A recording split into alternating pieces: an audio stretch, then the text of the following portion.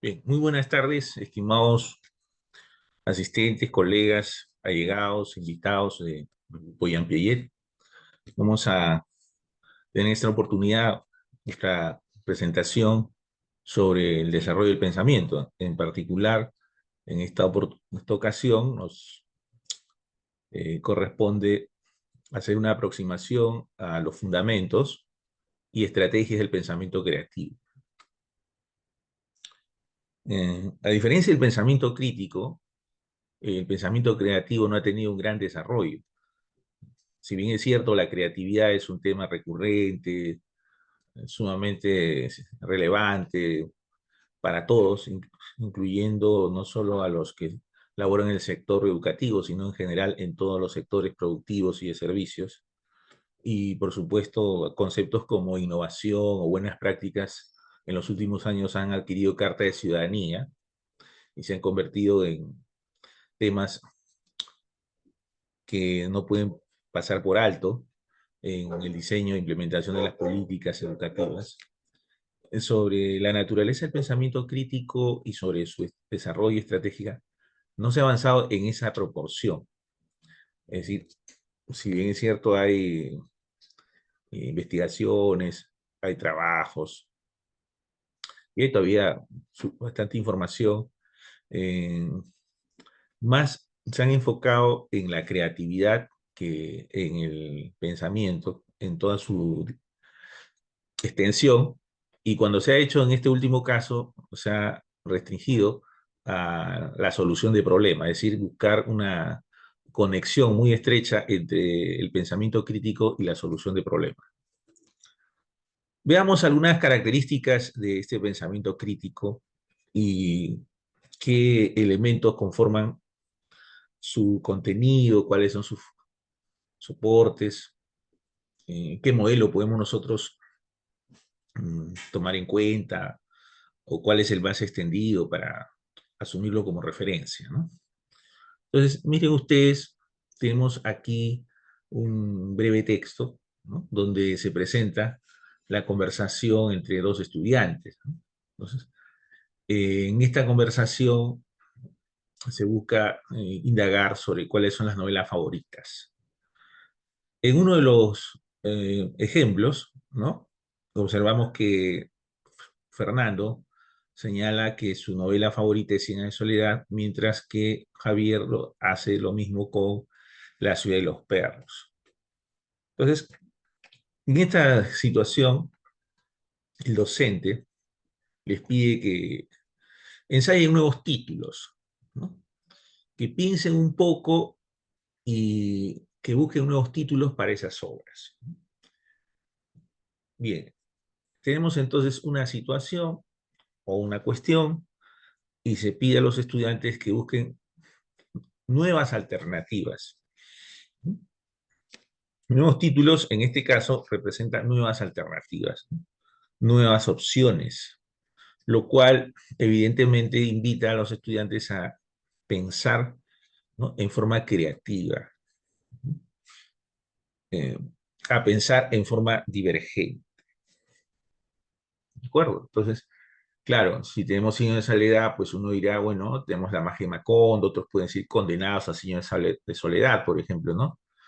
O la soledad de los Buendía, ¿no?, o 100 años de soledad, ¿no?, de la familia Buendía, o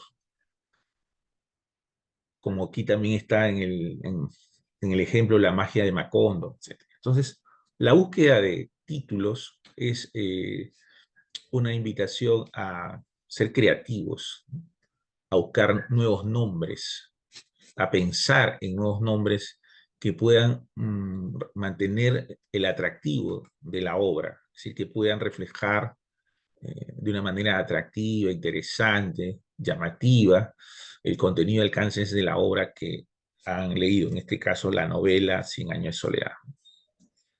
Lo mismo podría decirse de la otra obra, esto es de La ciudad de los perros. Entonces, una invitación a explorar otros títulos es una invitación a pensar creativamente, a pensar divergentemente, ¿no? Es decir, a encontrar distintas soluciones, distintas respuestas a una misma cuestión, a un mismo problema. Entonces, aquí el estudiante, por ejemplo, se esfuerza en buscar un nuevo título a partir de uno de los personajes, si no el más importante, de la Ciudad de los Perros, ¿no? El jaguar. Entonces, la vi el jaguar en la jungla de cemento, ¿no?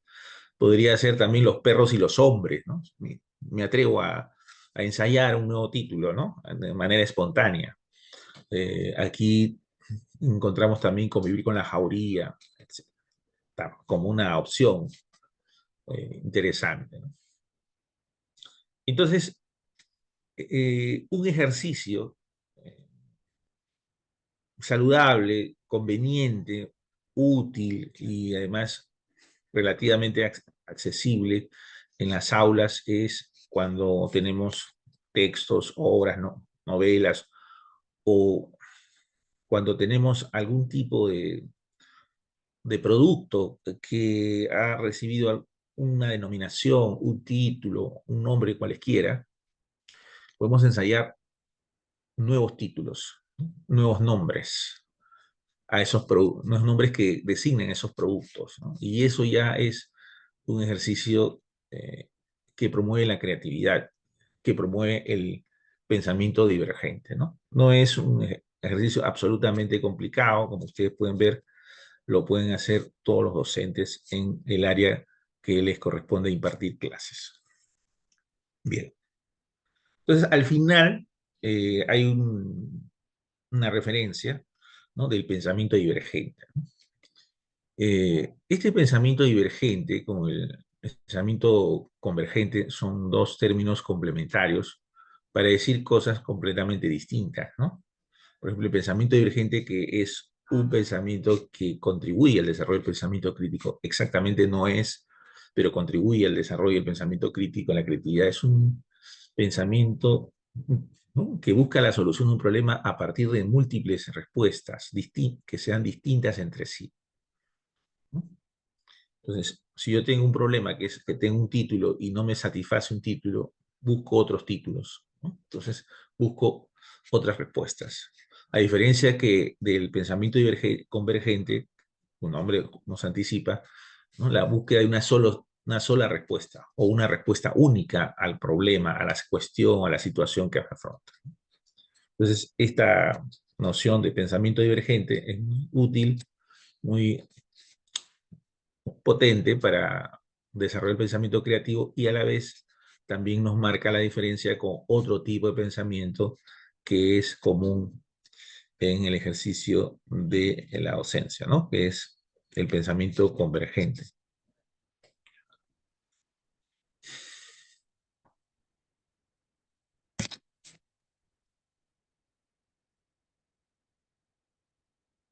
Bien, aquí tenemos otro, ¿no? Otro ejercicio, digamos, para poder ver algunas características de la creatividad y del pensamiento creativo.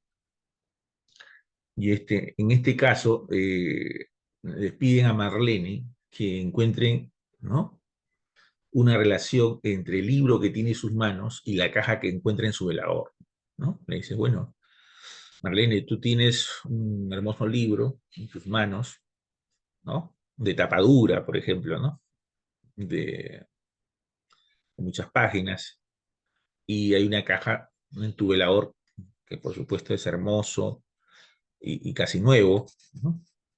A ver, dime, ¿qué podías decirnos cuando comparas el libro con la caja? De repente nos sorprendes con alguna frase, ¿no?, o algún nombre que refleje esa comparación, ¿no?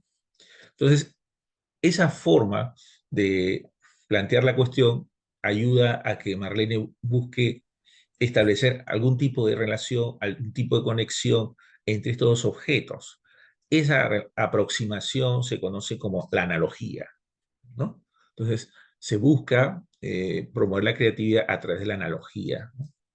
Buscar una relación entre dos cosas. Ahora, cuando la analogía es entre dos cosas que aparentemente no tienen ninguna relación, es decir, no guardan sentido, son inconexas, entonces ya se habla de un procedimiento de sinéctica, ¿no?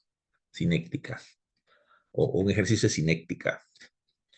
Ya, veamos aquí. Entonces, Marlene dice, bueno, si comparo el libro que tengo en mi velador, bueno, a mi libro le llamaré pues una cajita de sorpresas, ¿no? Porque el libro contiene precisamente, seguramente, mucha información, imágenes, ilustraciones, tablas, cuadros, etcétera, que son muy no, valiosos y sorprendentes, o sea, por su carácter novedoso, original, en fin, ¿no? Entonces, ahí uno puede decir una cajita de sorpresa con el diminutivo como para mm, hacer la comparación y extraer la frase en un tono interesante, llamativo, mm, acogedor, ¿no? Acogedor, ¿no? Uno dice una cajita de sorpresas, pues parece que estuviera hablando de un regalo, ¿no es cierto? Entonces, esa comparación, ¿no?, lleva a una conclusión que es la formulación de un título o una frase que resulta particularmente acogedora, ¿no? Algo similar o incluso con mayor fuerza de calidez podría atribuirse a esta otra expresión, ¿no? Una cajita de caramelos, ¿no? Una cajita de caramelos, ¿no? ¿Qué es un libro? Una cajita de caramelos, ¿por qué? Porque lo que tiene ahí, ¿no?, es tan delicioso, ¿no?, tan dulce, ¿no?, que te atrapa, ¿no?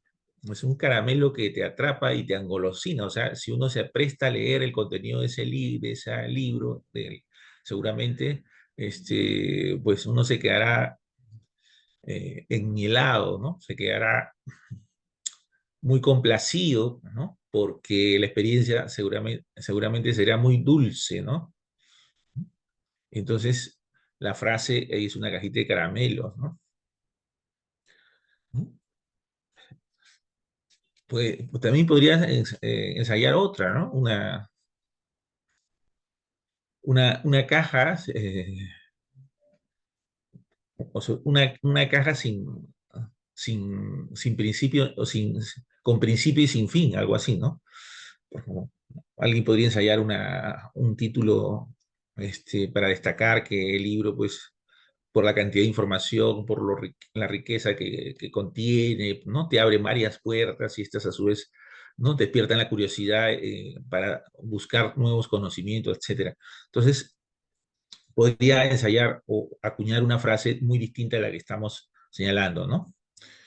Eh, este tipo de ejercicios, entonces, está orientado a suscitar, ¿no?, una imaginación creativa, ¿no? O sea, buscar que a partir de la analogía los estudiantes encuentren una solución o más de una solución. Esto es, que encuentren una frase adecuada a lo que se está proponiendo, ¿no? Entonces, este es otro caso eh, de pensamiento creativo, ¿no? Aquí vamos a hacer un corte y vamos a marcar si bien es cierto hay una relación, pero no es que estemos hablando en este caso.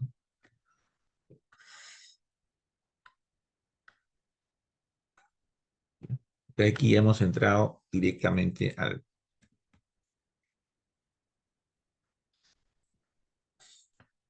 Ya.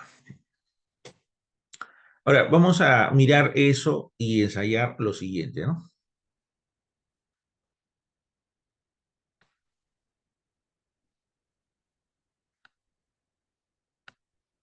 Vean ustedes, hay muchas definiciones de pensamiento creativo, pero la mayoría de ellos tienen estos elementos en común. Hemos rescatado la de Moya, ¿no?, y la de Kostova, que es un libro, que es una definición de un libro que es Psicología del Pensamiento, y también la de la Anita Wolf, probablemente uno de los libros más famosos de psicología educativa, ¿no?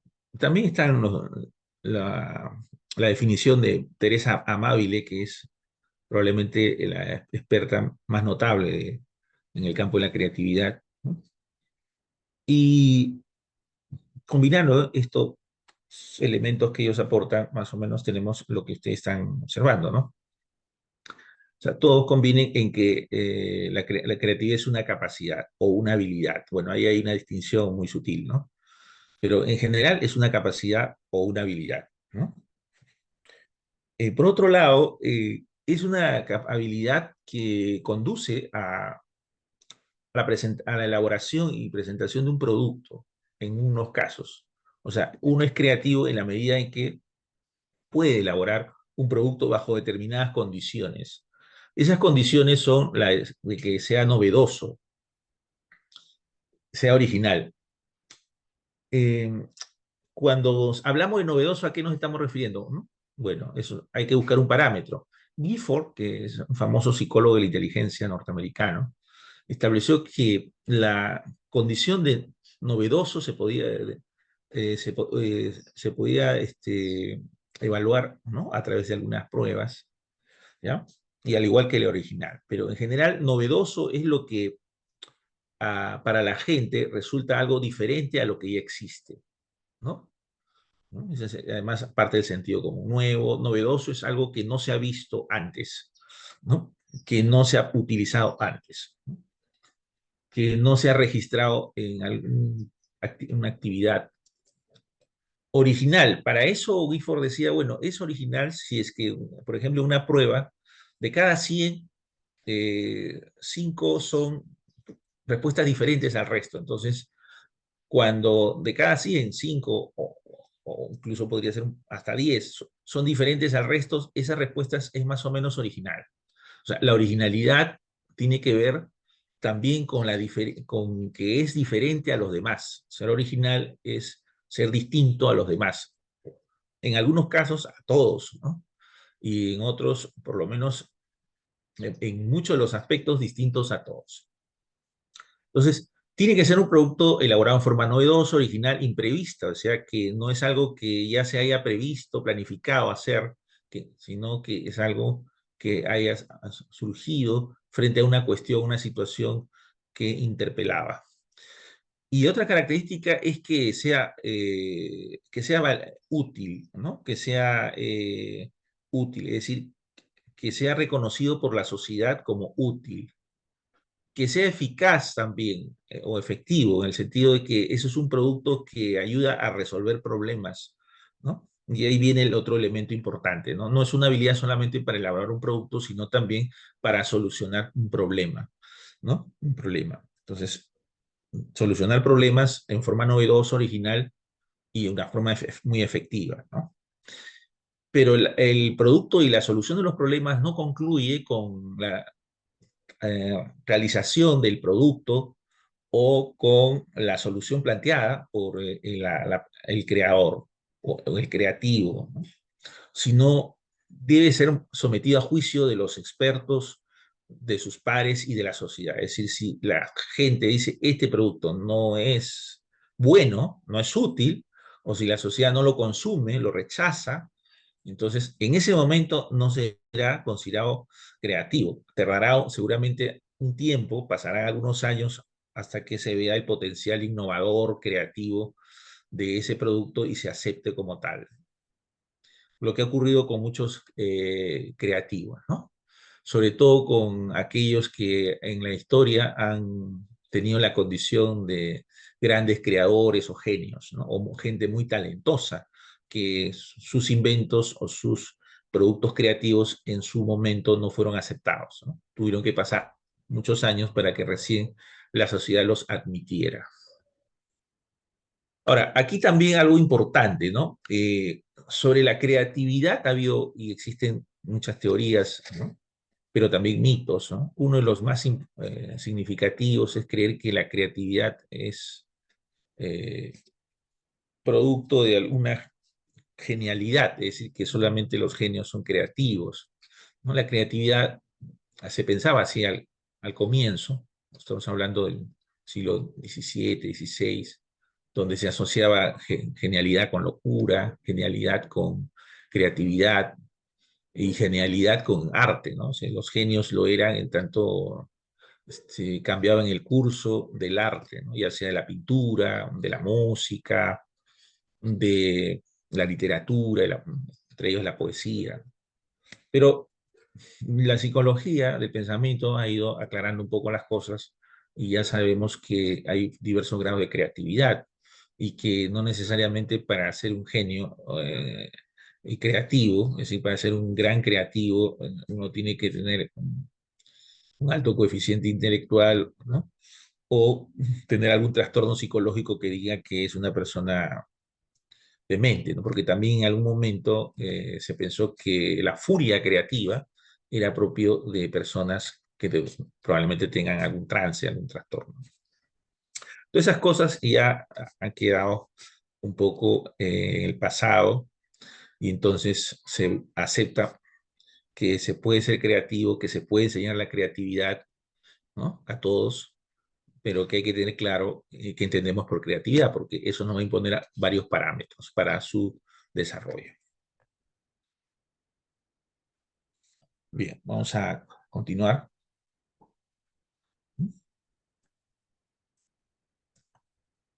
Porque hay una, bueno, no sé, hay una pregunta ahí, pero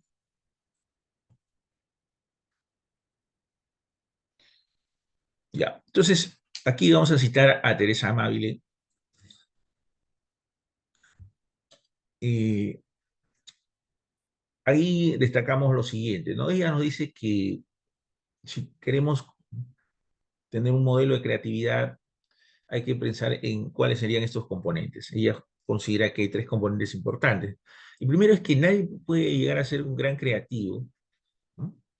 O desplegar una gran creatividad si no domina su campo, si no domina su área o disciplina, ¿no? Entonces se requiere el dominio de las habilidades cognitivas, de los conocimientos que exige el trabajo de un área, de una disciplina o un campo determinado. Si usted es profesor de matemática y seguramente va a elaborar un producto muy creativo en su campo, va a innovar en una estrategia de enseñanza o va a innovar en una práctica, entonces requiere conocer a fondo las matemáticas, ¿no? Entonces, es poco probable que no conociendo las matemáticas pueda desarrollar una innovación, un producto creativo, como sería una estrategia didáctica para mejorar el aprendizaje de las matemáticas, ¿no? Eso es muy importante. Entonces, es indispensable que las personas que cultivan un campo, un área, una disciplina, un saber determinado, puedan alcanzar dominio o pericia en él. La otra característica importante, la otra característica importante son los procesos relevantes. Es decir, una cosa son las habilidades el desarrollo, y otra cosa es el proceso en el cual se movilizan, se desarrollan estas habilidades. Entonces, aquí es importante que los procesos, y esto está sobre todo orientado, ¿no?, hacia la solución de problemas, los procesos creativos tengan presente tres características. Uno, que se debe tener disposición para el desarrollo de la creatividad. Por ejemplo, curiosidad, ¿no? Si no tienes buenos hábitos, como es de trabajo, la curiosidad, la tolerancia a la ambigüedad, ¿no? Es difícil prosperar, ¿no?, en el desarrollo de un proceso creativo. Segundo, estilos cognitivos, es decir, desarrollar las habilidades cognitivas, ¿no? Necesitamos, para crear, muchas veces necesitamos primero informarnos del problema, o sea, indagar, investigar, tenemos que hacer inferencias, ¿no? Nuestra intuición, ¿no?, que es básicamente imaginativa, tiene que también dar lugar a procesos de razonamiento, de inferencia, ¿no? Por otro lado, eh, la personalidad cuenta mucho. Como ustedes saben, ¿no?, en la teoría del Big Five, ¿no?, o sea, la teoría de los cinco grandes, la personalidad, que se dimensiona la personalidad en cinco campos, hay uno que está estrechamente vinculado con el desarrollo de la creatividad, y ese es el quinto, que es la apertura a la experiencia. Entonces, una persona está mejor dispuesta a ser creativa o a conducir procesos creativos si tiene apertura a la experiencia, o sea, si no rechaza lo nuevo, si busca, ¿no?, ensayar soluciones distintas a un problema o caminos diferentes, ¿no?, para descubrir la solución a un problema, o simplemente tolera la ambigüedad y cultiva el pensamiento complejo.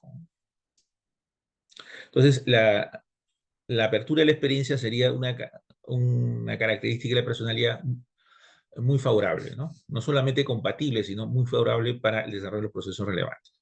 Y luego tenemos la motivación intrínseca, ¿no? La motivación intrínseca. O sea, si algo no siente pasión para cambiar las cosas, para transformarlas, para resolverlas, pues entonces no funcionaría, ¿no? Hay que sentir pasión. Y esa pasión supone que los problemas de algún campo, de un área, por ejemplo, el problema, vamos, de la salud pública, la búsqueda de, una,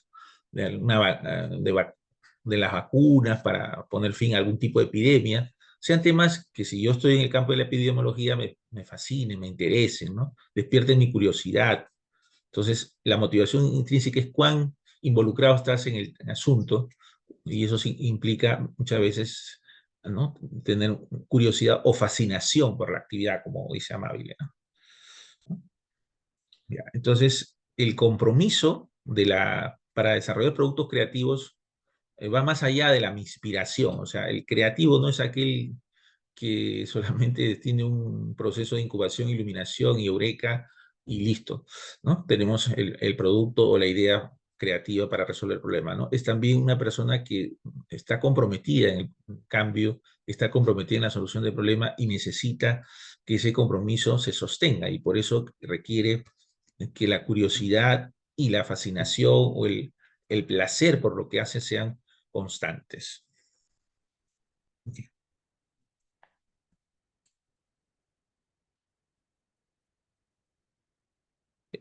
Eh,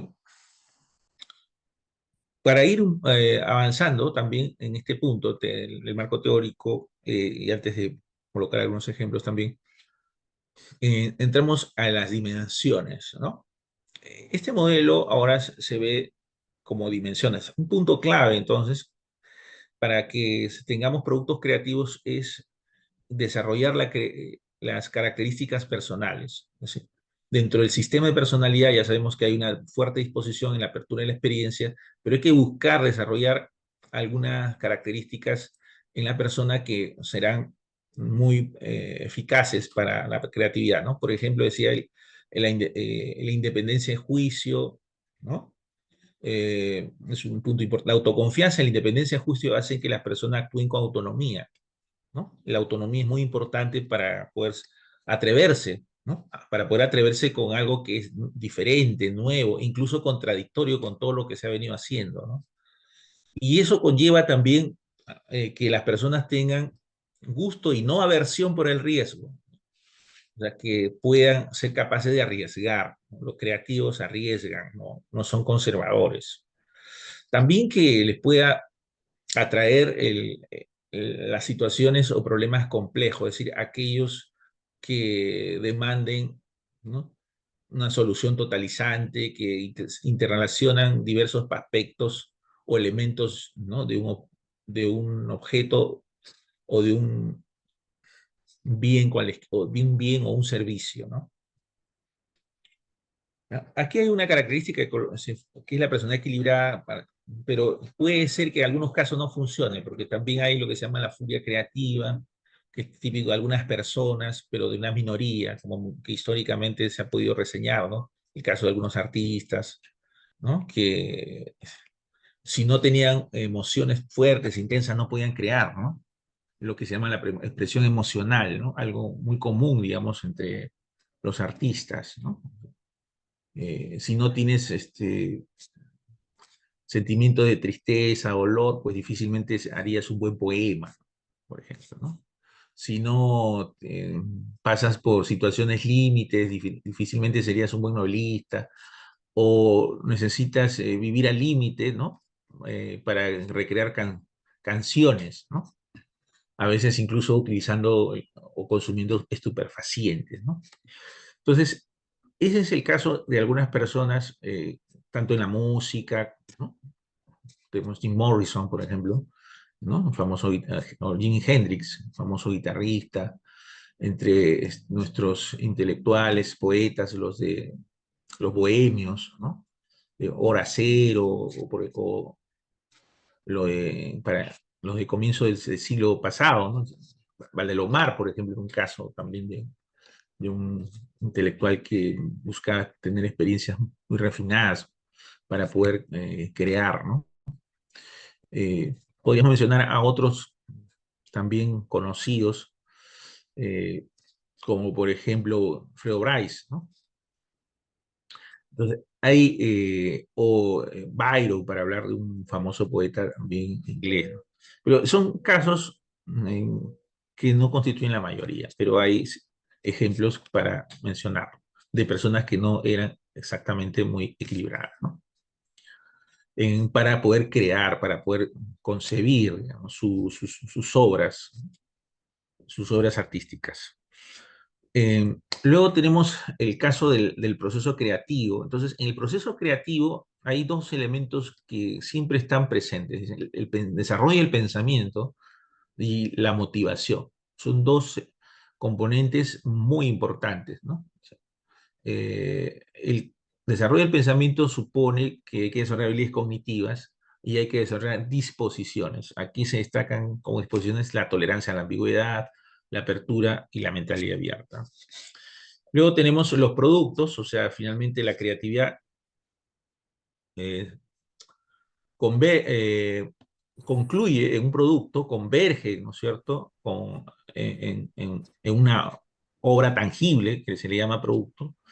Y en ese caso podemos mencionar productos de diverso tipo, ¿no? Productos musicales, productos literarios, inventos tecnológicos, eh, de cualquier índole, ¿no? Entonces, ese es otro punto. O sea, uno genera para tener finalmente un producto, algo que entregar a la sociedad. Y hay un punto importante también que ha adquirido mayor relevancia en los últimos años, en las últimas décadas, que es la prensa, que se llama, que es el contexto. Es decir, cuenta mucho el contexto, ¿no? Mucho el contexto, porque el contexto lo que hace es recoger elementos socioculturales. Entonces, hay que saber producir, y eso significa, hay que saber crear teniendo en cuenta el contexto, ¿no? Puede ser que el contexto no sea favorable para un producto y puede ser que sea favorable, ¿no? Por ejemplo, en las tecnologías, un momento que era clave la importancia de comunicarse en las plataformas, pues surgieron las redes sociales, ¿no? Entonces, quienes crearon Facebook, antes, este, bueno, Facebook, para mencionar, Twitter o Instagram, supieron entender la importancia del contexto, ¿no? Antes, bueno, me está recordando el antecedente de Facebook, ¿no? Hi-Fi, ¿no? Que era también una red social, pero que tenía características muy limitadas, ¿no? Bueno, eso. A ver, veamos ahora. ¿Qué es la tolerancia a la ambigüedad? O sea, la tolerancia a la ambigüedad es que puede ser que una respuesta no esté clara o pueda tener más de un sentido, ¿no? Y entonces no hay que descartarla solo porque no es clara, ¿no? No es clara. A ver, pensemos, ya, vamos a pensar, pensemos en que usted va a hacer un perfil de competencias, ¿no? Pensemos que usted está elaborando un perfil de competencias para una institución educativa. Usted ha indagado, no se ha familiarizado con eh, los conceptos y la información requerida para la formulación de ese perfil.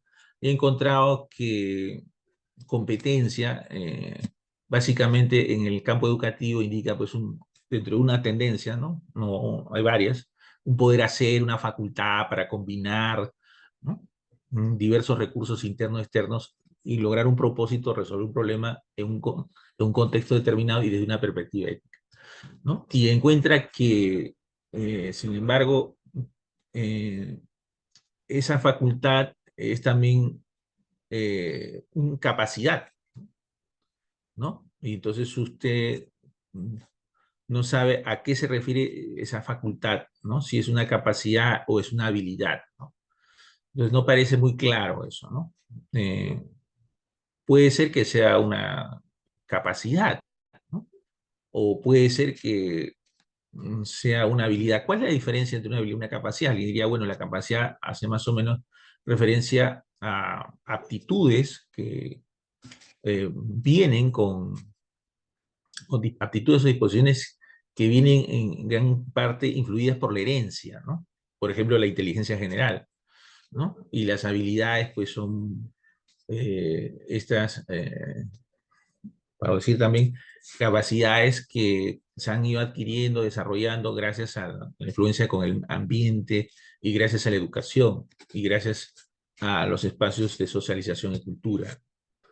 Entonces, no vas a descartar el término competencias porque no te satisface su relación con la capacidad o su relación con la habilidad o con la facultad, o porque parece que hay una confusión en el uso de estos términos, ¿no? Entonces, puede ser que en este momento no tengas claro, pero puede ser que más adelante las cosas se resuelvan, ¿no? De manera mucho más efectiva con la lectura, con la adquisición de más información, ¿no? O con el diálogo crítico reflexivo que puedes sostener con otros pares profesionales, ¿no? La tolerancia a la ambigüedad es eso, o sea, hay ideas, conceptos, hechos que eh, no tienen una sola respuesta, que no tienen claridad en su significado, ¿no? Por eso son ambiguos, ¿no? Se puede comprender de distinta manera, en más de un sentido, ¿no? A eso se refiere. También se llama tolerancia a la ambivalencia, ¿no? O sea, a ver, y esto tiene que ver con la complejidad. Morán o Edgar Morin sostenía que si queremos cultivar el pensamiento complejo, ¿no? No debemos descartar, ¿no? Las ideas ambiguas, es decir, o las ideas ambivalentes, es decir, que tienen más de un sentido, ¿no?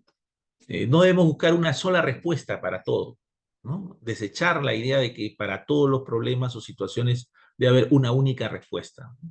Entonces, ahí Morán, de alguna manera, admitía la importancia del pensamiento divergente, sin más de una respuesta, ¿no? Y eso significaba que incluso cuando había situaciones ambiguas o con más de un sentido, respuestas con más de un sentido, había que esperar, ¿no? Había que tomarlas en cuenta, no había que desecharlas, no había que eh, descalificarlas, ¿no? A eso se refiere la tolerancia a la ambigüedad. A ver, bueno, habíamos concluido con el tema del contexto, ¿no? De la prensa. Ya, ahora,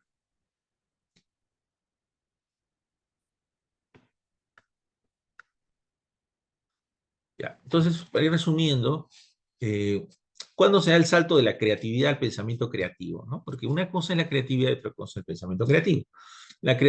Cuando la creatividad se enfoca ¿no? A través del pensamiento para resolver problemas, o sea, ¿no?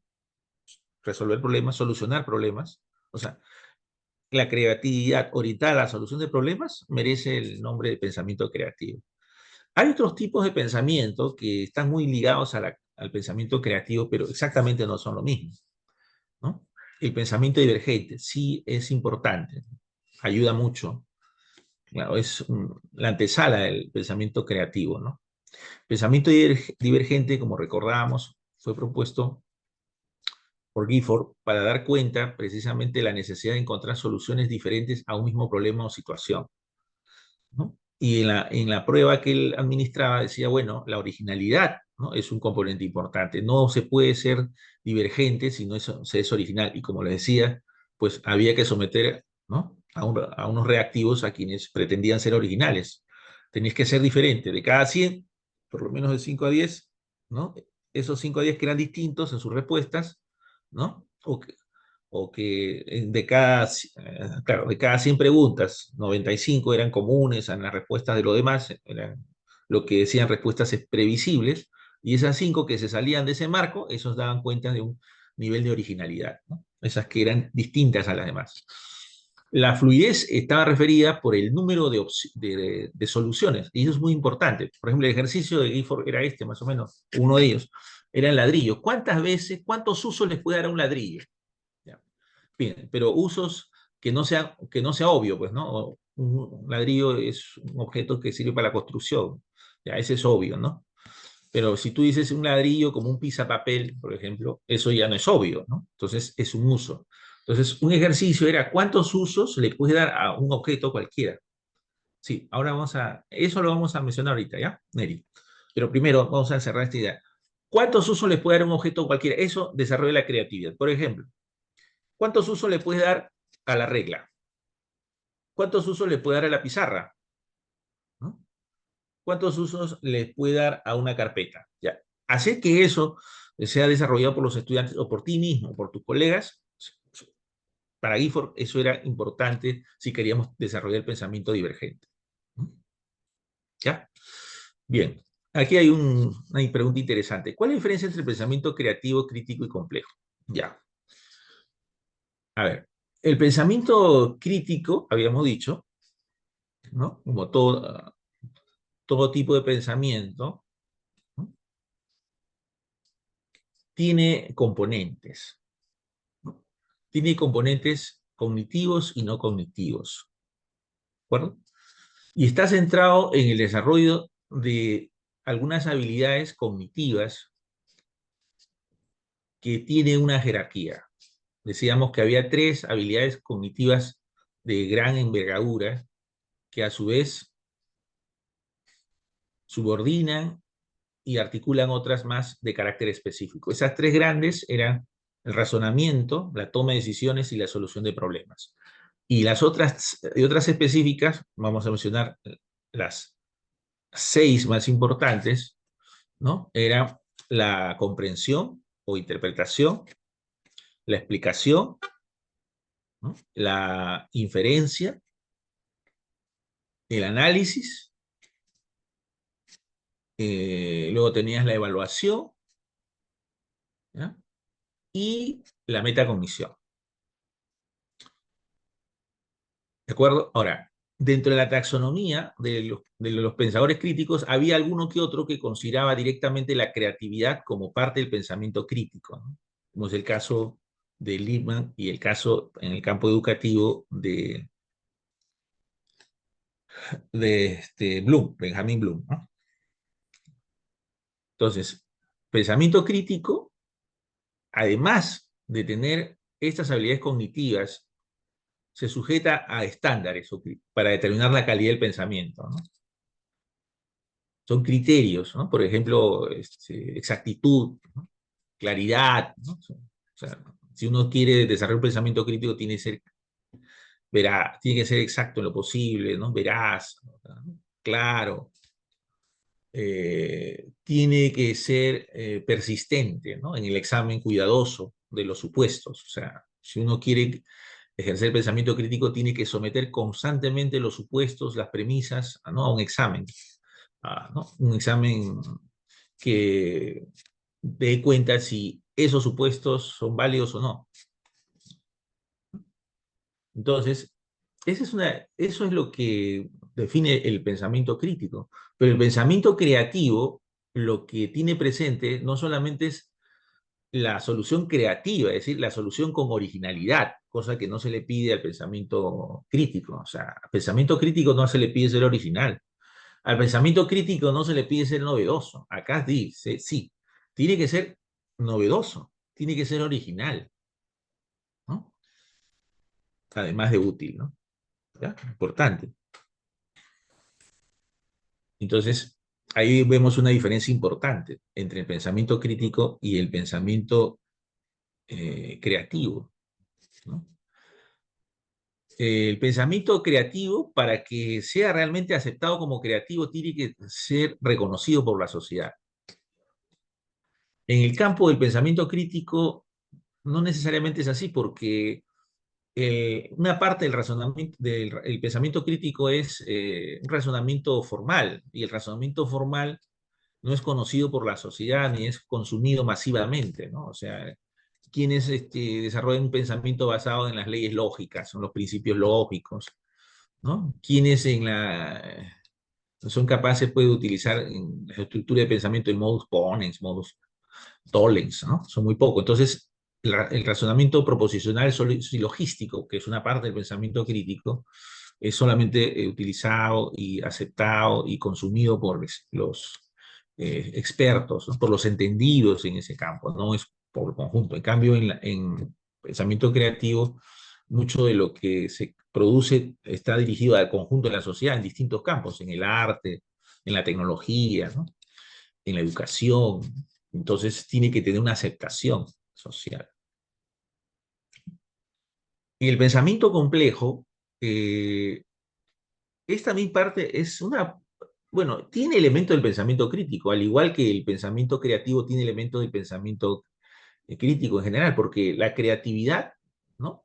Supone indagar, supone estar informado sobre un tema, o sea, supone desarrollar habilidades cognitivas, ¿no? O sea, y eso lo reconocía Lickman, Martín Lickman, que fue uno de los que consideró, ¿no? Que el pensamiento crítico era fundamental para el pensamiento creativo, y sabía perfectamente que no hay creatividad pues, sin desarrollo de habilidades cognitivas, ¿no? Pero más allá de que eso es una condición, había una diferencia, ¿no? Entre el pensamiento complejo y pensamiento creativo. Y es que el pensamiento complejo, en la versión de Morán o Morín, como quieran ustedes pronunciar, eh, había que tener en cuenta, ¿no? El carácter hologramático del pensamiento. O sea, para el pensamiento complejo hay que relacionar las cosas, ¿no? Entre sí, ¿no? Hay que tener claro la necesidad de relacionar todos los elementos de un todo, las partes de un todo, de construir una realidad interdependiente, ¿no? Interdependiente. Entonces, quien piensa con sentido de complejidad ve la realidad como un todo, lo que antes los clásicos llamaban una visión holística, ¿no? O sea, no podemos dividir la realidad por partes, compartimentarla, ¿no? Examinar las cosas como si fueran estancos, ¿no? Sino hay que relacionar todos los fenómenos del proceso, ¿no? Hay que integrar todos los fenómenos en sus múltiples dependencias. Esa es una aproximación desde el pensamiento complejo. Eso no está, obviamente, necesariamente en un pensamiento crítico. Si quieres, lo tomas así, si no, no.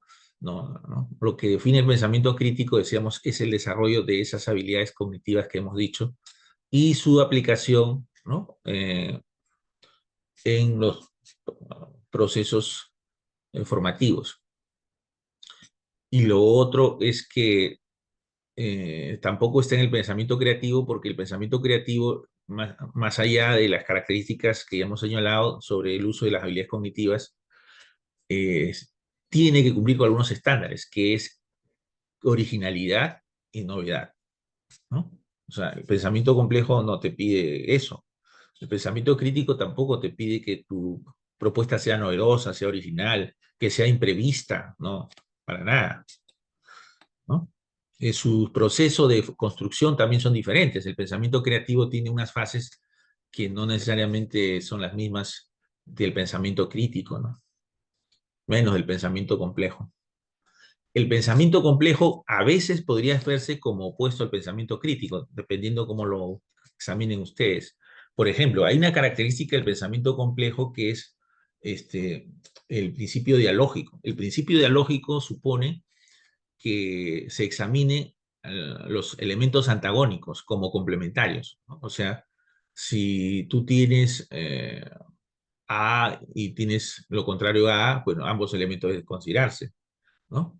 Bueno, hasta ahí uno podría decir, bueno, está muy bien, pues, ¿no? Porque en el pensamiento crítico no solamente hay que tomar en cuenta una parte, sino todos los elementos contradictorios entre sí, para saber precisamente por qué se incurre en una contradicción. Pero en el tercer principio, que es el llamado, el principio de la recursividad, así se llama Morán, los bucles recursivos, ahí la cosa se pone un poco interesante porque Morán dice que hay que considerar la causa como un efecto y el efecto como una causa. Y en la lógica formal, ¿no? la causa no puede ser efecto a la vez, ¿no? O sea, ese es otro proceso. O sea, la causa es causa.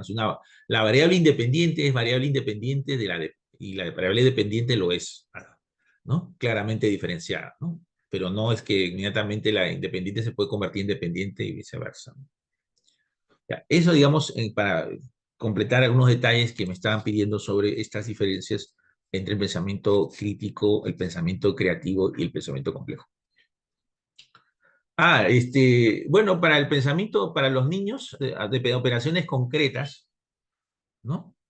En el caso del pensamiento crítico, ya, una aclaración. De un tiempo a esta parte, se ha ido encontrando que las operaciones concretas pues, empiezan mucho antes de lo que había imaginado Piaget, ¿no? Y que los niños pueden desarrollar algunos elementos de lo que se llamarían las operaciones formales. Y por eso es que ustedes ven ¿no? algunos manuales o guías, ¿no? Que se ponen ejemplos donde se promueven habilidades cognitivas que uno creería que solo podrían desarrollarse en el pensamiento formal. Por ejemplo, Piaget pensaba que el pensamiento formal, ¿no? ¿Cierto? Eh, Era un pensamiento donde se desarrollaba el pensamiento hipotético, ¿no? Y ese pensamiento hipotético era pues el fundamento de el razonamiento inductivo. ¿Ah? Muy bien. Hoy se plantea que tanto la inducción, la predictividad, que es una variante de la inducción, así como el pensamiento hipotético en general, o sea, la capacidad para formular hipótesis, para plantear hipótesis, se puede desarrollar en niños, ¿no? De 6 años, 5 años, 4 años, o sea, en niños que estarían cursando sus estudios de nivel primaria e incluso inicial, ¿no? Por ejemplo, ¿no? Otra cosa también que se puede ver es no sé, la inducción y la predictividad, ¿no? Un poco. La, el caso de la comprensión, de la interpretación, también, ¿no? O sea, comprensión e interpretación, sobre todo de significados o pequeñas o inferencias, también se puede aplicar a niños menores de 12 años, ¿no? El caso de la creatividad es mucho más aceptado, ¿no? Porque el desarrollo de las ideas creativas, es decir, de pensar algo diferente, pues se hace aprovechando la imaginación, la fantasía del niño, ¿no? ¿No es cierto? Eh, por eso se habla de operaciones concretas. El niño tiene como referencia el mundo real, entonces, sí, puede desarrollar operaciones concretas, pero también puede, en ese marco, gracias al juego, gracias a la imaginación, gracias al juego simbólico, por ejemplo, ¿no? O a la función simbólica del lenguaje, se puede desarrollar la creatividad en el juego, en la lengua, en el relato, en los relatos, también en las expresiones artísticas, en todas ellas se puede desarrollar la creatividad, ¿no?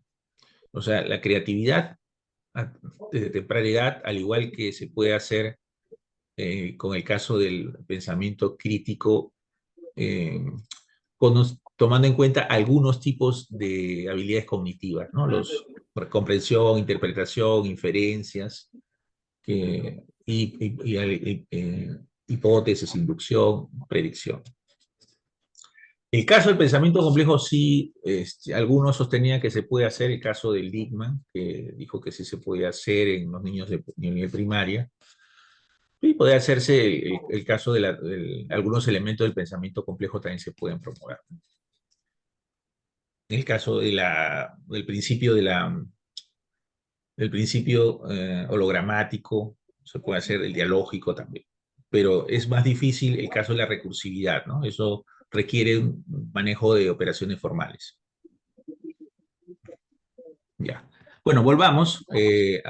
Nos hemos salido un poco de una larga digresión por algunas preguntas que nos habían hecho en el interno. pero creo que era necesario porque no es bueno que queden muchas dudas sobre el tema que estamos tratando y sobre el anterior tema que habíamos presentado en el webinar de la semana,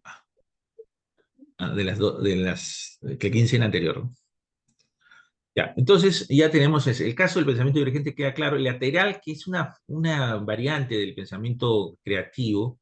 La diferencia del lateral con el creativo es que el lateral revela un gran dominio del tema. O sea, el ingenio, la creatividad se basa en un gran dominio del tema. Esta es una propuesta de Edward Bono, perdón, de Bono, ¿no? Edward de Bono, ¿no?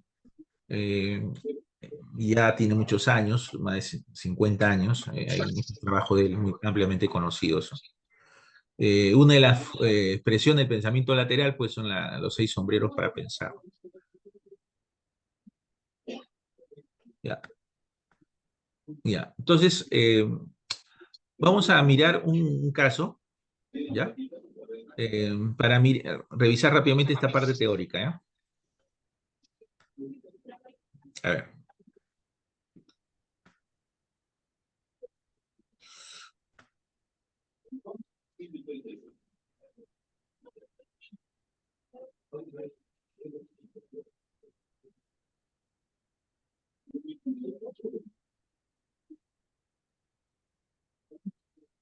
A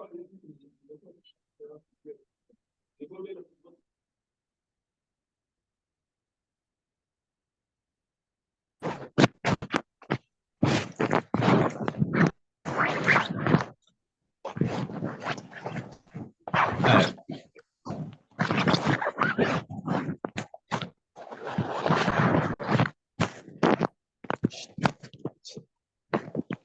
vamos a mirar lo siguiente.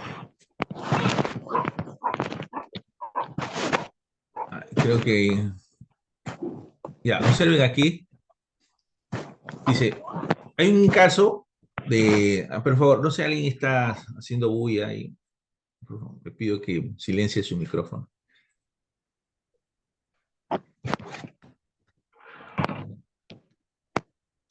Ya, entonces tenemos un caso donde un Fabio, pues, ¿no?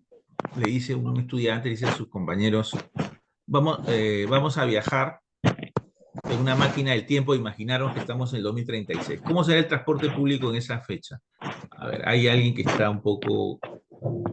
Vamos a Miguel Ángel.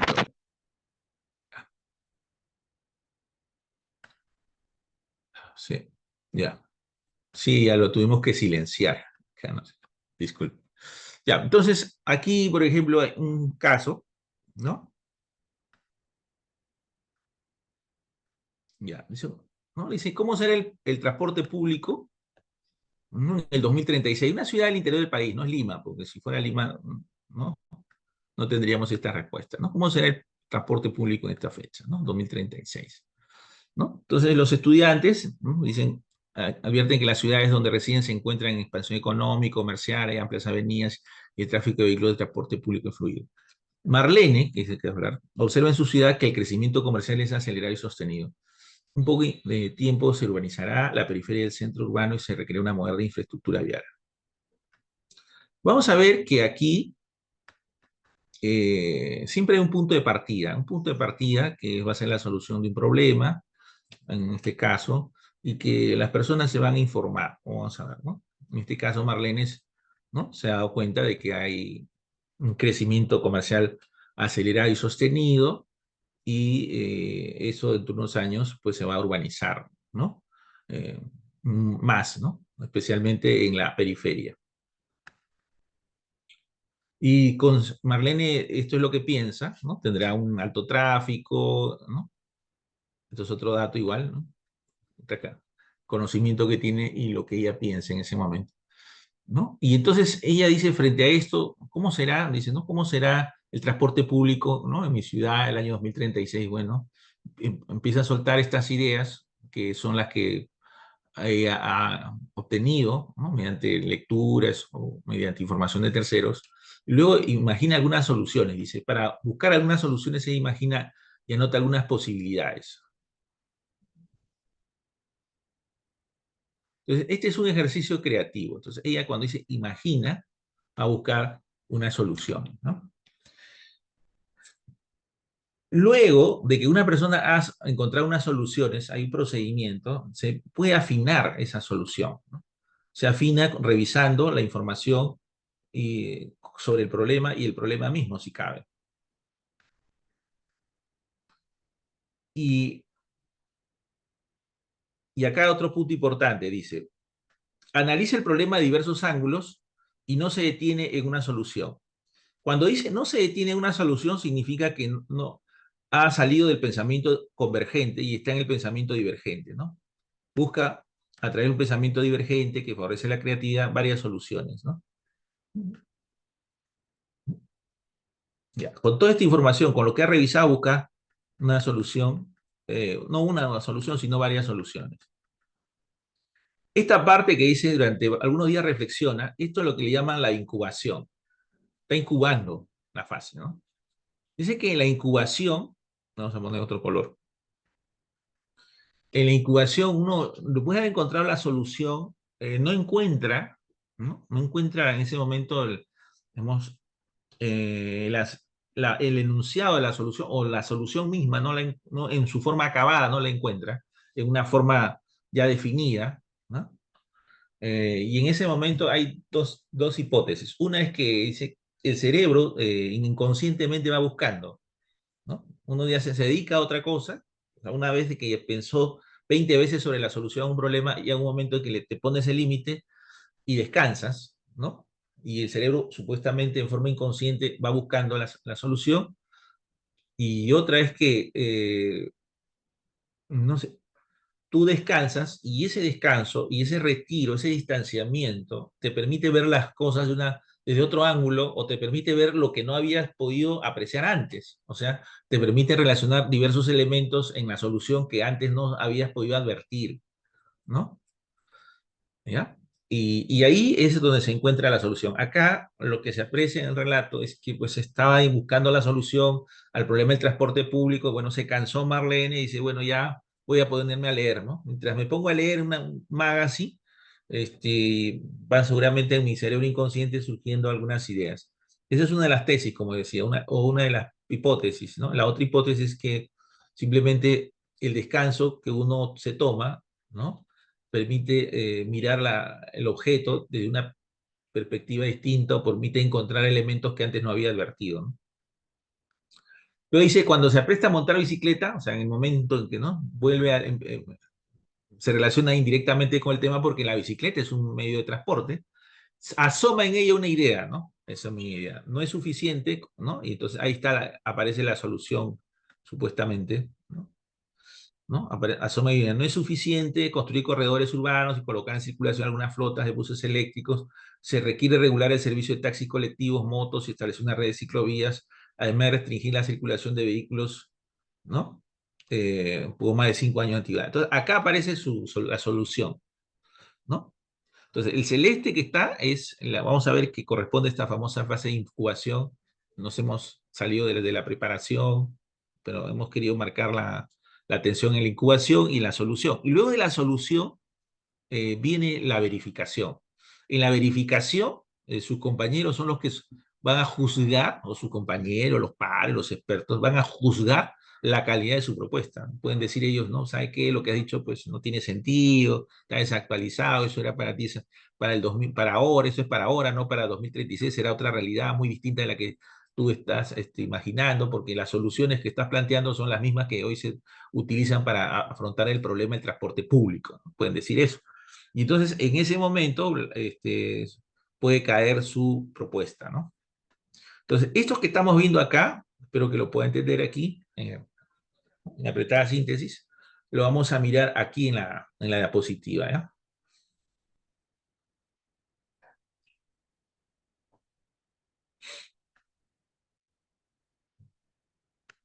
Dice, ya.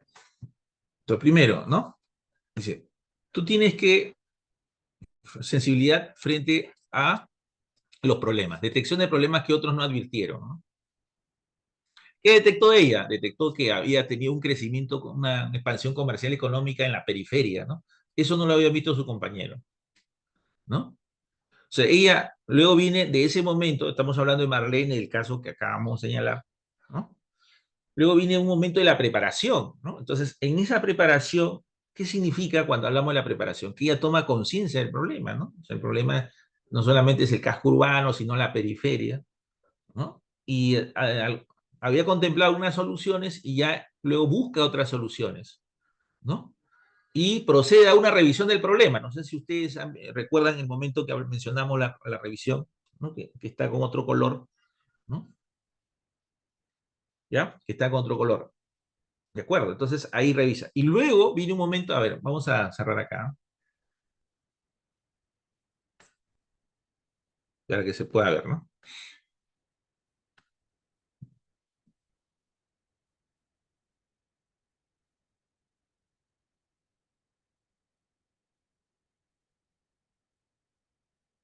Y cerramos.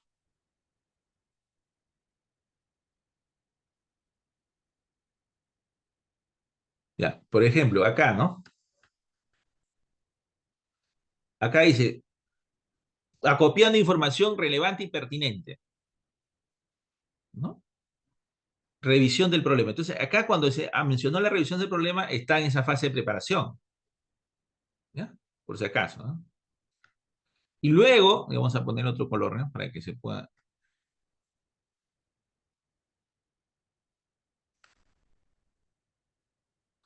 creo que no se va a apreciar, ¿eh? Acá. Y luego de la preparación, ¿no es cierto? Viene, ¿cierto? Otro momento, ¿no? Otro momento, ¿no? Y ese momento es el que corresponde a la búsqueda con distintos ángulos de mira, ¿no? ¿No es cierto? ¿Ya? ¿Se dan cuenta? Entonces, ¿qué significa eso? Eso significa que estamos transitando a otro momento, ¿no? ¿Cómo se llama ese momento? Bueno, en la apertura de los problemas, ¿no? La apertura de los problemas, ¿no? Entonces acá ya tenemos el otro momento, es que la apertura de los problemas. Apertura de problemas significa ver el problema, pero de un modo distinto, desde otra perspectiva, varios ángulos de mira, cristales de mira, para buscar, ¿no es cierto?, la solución, ¿no? ¿Ya? Entonces acá dice, analiza el problema de varios ángulos de mira. Y cuando ha revisado o ha analizado el problema desde diversos ángulos, ¿no?, quiere encontrar varias soluciones, pero se cansa, llega un momento en que se cansa. Entonces, cuando se cansa, pasa a otra etapa, que es la incubación, o sea, algo así como que trabaja en segundo plano, ¿no? En la incubación. En la incubación, ¿no? Abandona la búsqueda para que el cerebro inconsciente o luego de descansar la actividad pensante o cognitiva pueda regresar y mirar las cosas, ¿no?, con más claridad, y identificando elementos que no había advertido o relacionando elementos que no había podido advertir anteriormente. Entonces acá está la incubación.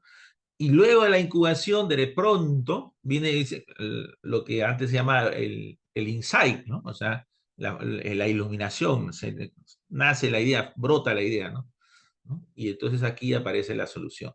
Pero cuando viene la solución, esta no es suficiente, sino que tiene que someterla al examen de sus compañeros, de sus pares y otros entendidos, lo que se llamaría la verificación. ¿Ya? Entonces, eso es lo que yo quiero que ustedes aprecien de esta eh, diapositiva. Vamos a mirar.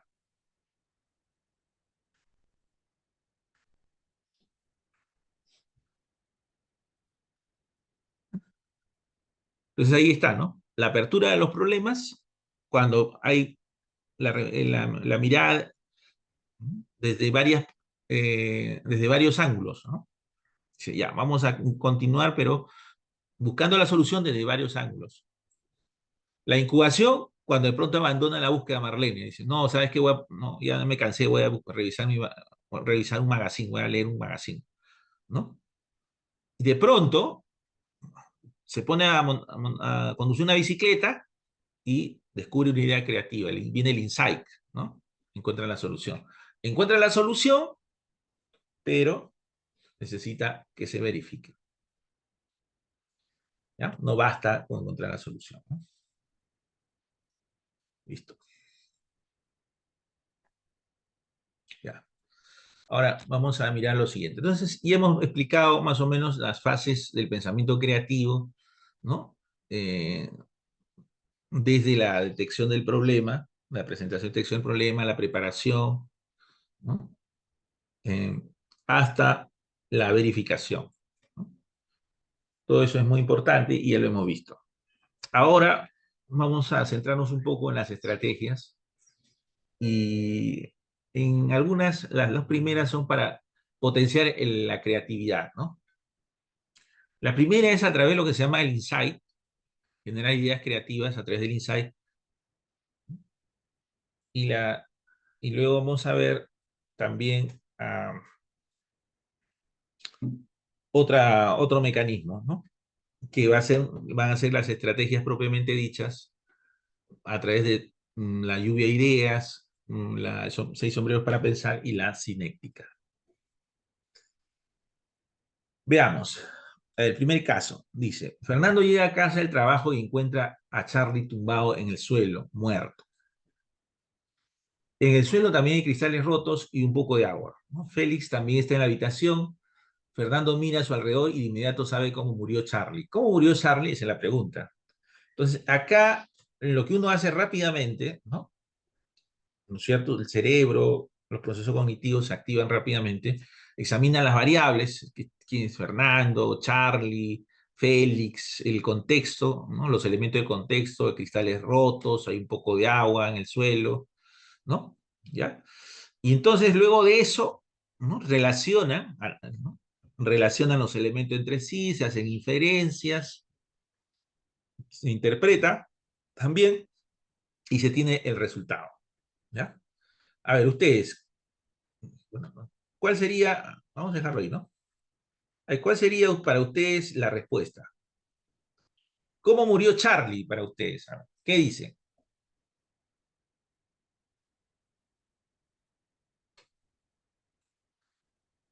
A ver, le vamos a dar unos minutos, ¿ya? A ver, ¿qué piensan ustedes? ¿Cómo murió Charlie? Espero que se lea la pregunta, ¿no? El caso, ¿no? Me imagino que sí.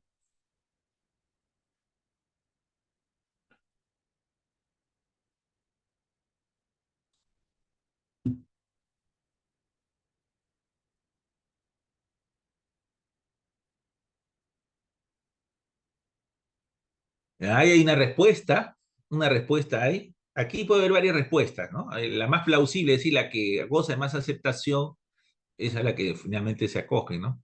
Muy bien. Hay otra respuesta, ¿no? Interesante. Eh, También, ya, hay una que desarrolla la anterior, la complementa. Ya, perfecto, ¿no? Exacto, o sea, estamos desarrollando un pensamiento divergente frente a una situación no estructurada, ¿no es cierto? Estamos desarrollando un pensamiento divergente a partir de algo, ¿no?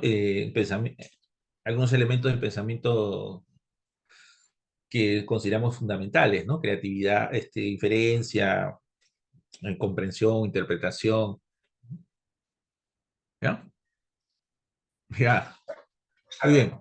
Perfecto. Miren lo siguiente. Esta es una de las tantas respuestas, ¿ah? No necesariamente es la única. Luego hay varias respuestas, pensamiento divergente, más de una respuesta frente a una situación.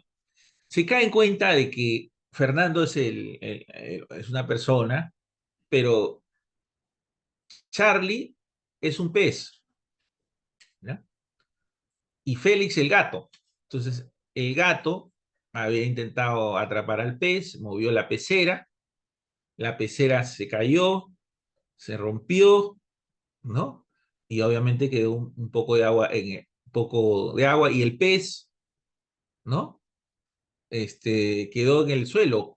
Y justo antes de que Félix se llevara al pez, entró pues Fernando a casa, ¿no? Regresó a casa. Entonces, cuando llega ya, en ese momento el gato Félix no puede devorar a Charlie. ¿Mm? ¿De acuerdo? ¿Ya? Entonces, esa es otra respuesta plausible, pero esta es una, digamos, una de las respuestas casi estándar, ¿no? Pero son varias las respuestas, entonces, fíjense, Charlie es un pez, ¿no? Ajá. ¿Cómo sabes que es un pez? Primero porque, o sea, va relacionando, pues, cuando hay cristales rotos, algo se ha quebrado. Hay agua, o sea, si hay agua y hay cristales rotos, es probable que sea un recipiente que se ha quebrado. Charlie está tumbado en el suelo, está muerto, o sea, se rompió la pecera, cayó un poco de agua y quedó ahí Charlie, ¿no? Pero Félix también está en la habitación, pero ¿por qué se rompió la pecera? ¿Quién podría haber causado que se rompiera la pecera ¿no? O hiciera movimientos sobre la pecera para que ésta se cayera? Alguien que quería atrapar al pez, ¿no? ¿Quién podría interesarse por el pez? Félix. ¿Sería un perro? Tal vez, ¿no? Pero es más probable que sea un gato que un perro, ¿no? ¿No? ¿De acuerdo? No, no, es más probable, porque ¿cómo sabes que Félix? No, no, porque si fuera una persona hubiera sido más cuidadoso, no, probablemente hubiera metido la mano, hubiera sacado al pez sin hacer movimientos bruscos que derribaran la pecera, ¿no? Entonces ya eso es parte de la imaginación que uno tiene que... Claro, exactamente, Fernando Correo, eso es parte de la imaginación, eso es creatividad, ¿no? ¿No? De acuerdo. Ahora, como digo, frente a estas preguntas, ¿no? Hay varias respuestas, por eso es que hay un pensamiento divergente y creativo, ¿no? El quid del asunto está en que hay una respuesta que es, claro, el gato se hubiera comido a Charlie, pero en ese momento llega Fernando, justo en ese momento. Claro, si Fernando hubiera llegado más tarde, probablemente se lo hubiera comido a Charlie, correcto, Félix hubiera comido a Charlie.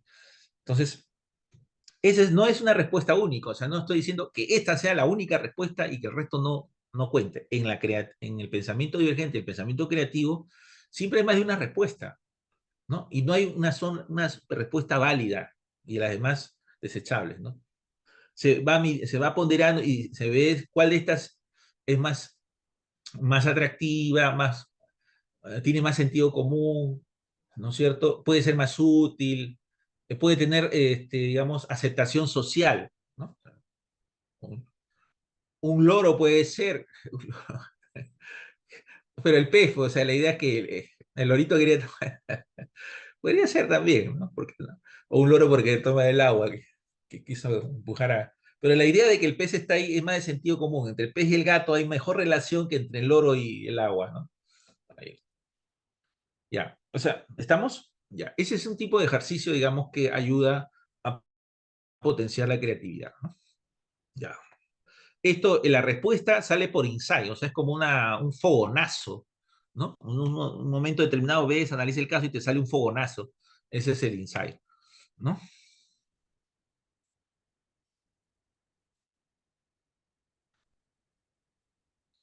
Ya, a ver, esta otra, ya, mira, observa, esta la vamos a mencionar, ¿ya?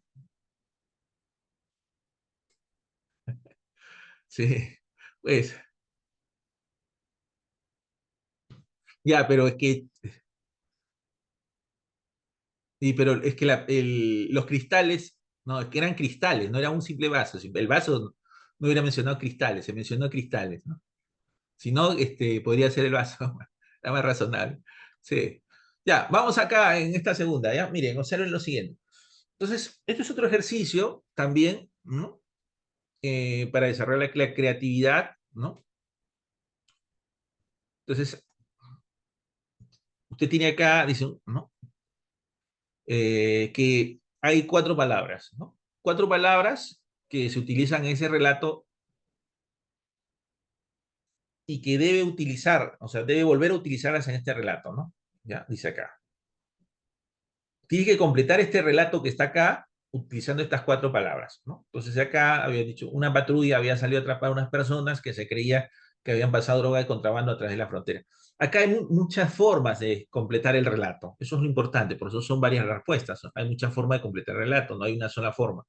¿No es cierto? ¿Ya? De acuerdo. Eso para pensar desde un principio, ¿no? Lo sentamos como una premisa. Ahora, esta es una de las formas, o sea, una de las respuestas que se ensayan para completar el relato, ¿de acuerdo? Pero que tiene los elementos que se piden en el caso, ¿no? Entonces acá dice, luego una patrulla había salido a atrapar a unas personas que se creía que habían pasado drogas de contrabando a través de la frontera. Estaban persiguiendo a un hombre y a punto de darle caza con un lazo. Entonces acá tienes lazo acá y tienes lazo aquí, ¿ves? Cuando una avispa picó en la mano a la gente, una avispa picó en la mano a la gente que manejaba el lazo. Bueno, ya tienes la avispa en la.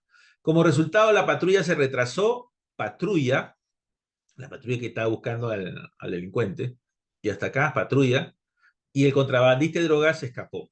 Drogas, y está acá drogas, ¿no? ¿Ya? Entonces, este es un ejercicio que se puede plantear a estudiantes de cualquier grado, de secundaria, primaria, ¿no? Que ya pueden, que son capaces de redactar unos textos, ¿no? Con textos sencillos, ¿no? Se puede estimular la generación de ideas, se puede estimular la creatividad, ¿no? Juego de palabras, ¿no? Con este juego de palabras se insertan las palabras en una redacción adecuada. Como repito, no es la única forma, hay otras formas de completar el ejercicio. Esto es generación de ideas creativas a través del uso de palabras. También hay un poco, bueno, hay algo de insight, pero sobre todo generación de ideas creativas. Utilizando palabras. Ya, usted lo puede hacer esto, ¿ah? Repito, ¿no? Eso es accesible, sencillo. Usted vea las palabras más adecuadas, el nivel de sus estudiantes. Ya, pasamos a otro punto.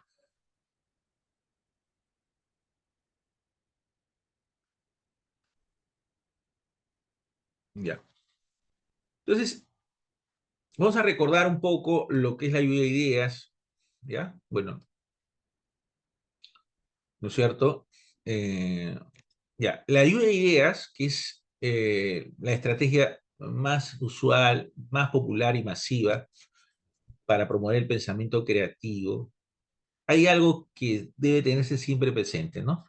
La suspensión del juicio, o sea, las respuestas de los estudiantes, las ideas que aportan, jamás deben ser evaluadas, jamás, ¿no? No deben ser criticadas, no deben ser evaluadas, pueden utilizarse por otros para desarrollar nuevas ideas, o sea, puede ampliarse en una segunda, una tercera intervención, pero jamás deben ser criticadas, porque en el momento en que se ejerce la crítica, ¿no? Se corta, ¿no? La racha, es decir, se limita el desarrollo de la imaginación. ¿Ya? Bueno, esto creo que ustedes lo conocen bastante bien, ¿ya? Pero hay algo importante, ¿no? Que debe tenerse en cuenta en las reglas. Eh, Puede haber más de una ronda, ¿no? Dependiendo del tamaño del grupo. Puede haber menos de una ronda. Nosotros a veces nos limitamos a una sola ronda, recogemos las ideas, la puesta en común y se acabó. Pero puede haber más de una ronda, ¿no? ¿De acuerdo? Ya. Bueno, hay un ejemplo de lo que es la lluvia de ideas, ¿cierto?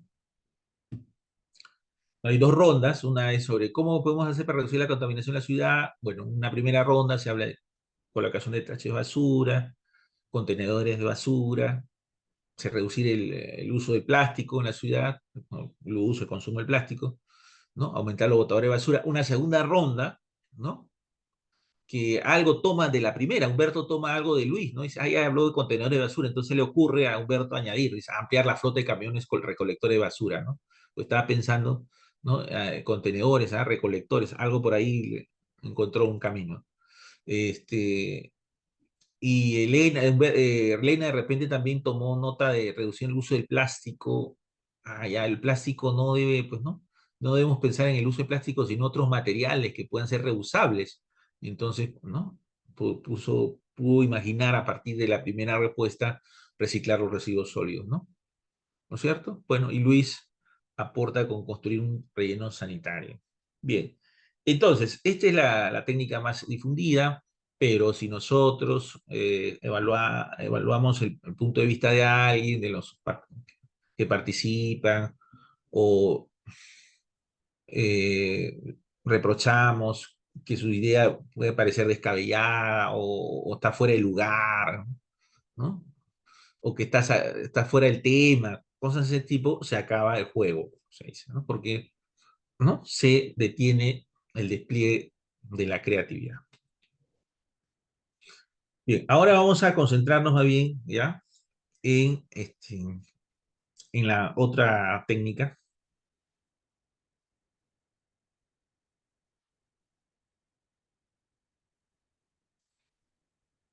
¿Ya? Entonces, acá lo que tenemos es las seis sombreros para pensar, ¿no? La idea, según de Bono, es que nuestro pensamiento debe cumplir un rol, ¿no? Al analizar un caso. Es una técnica, por ejemplo, que se va a utilizar para analizar una situación, un caso, y tener en cuenta los roles de las personas para desarrollar, ¿no? Diversas formas de pensamiento. ¿De acuerdo?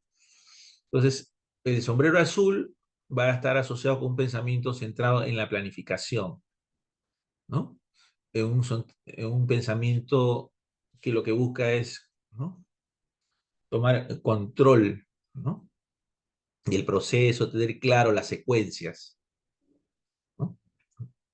Las secuencias, plazos, procedimientos, procesos.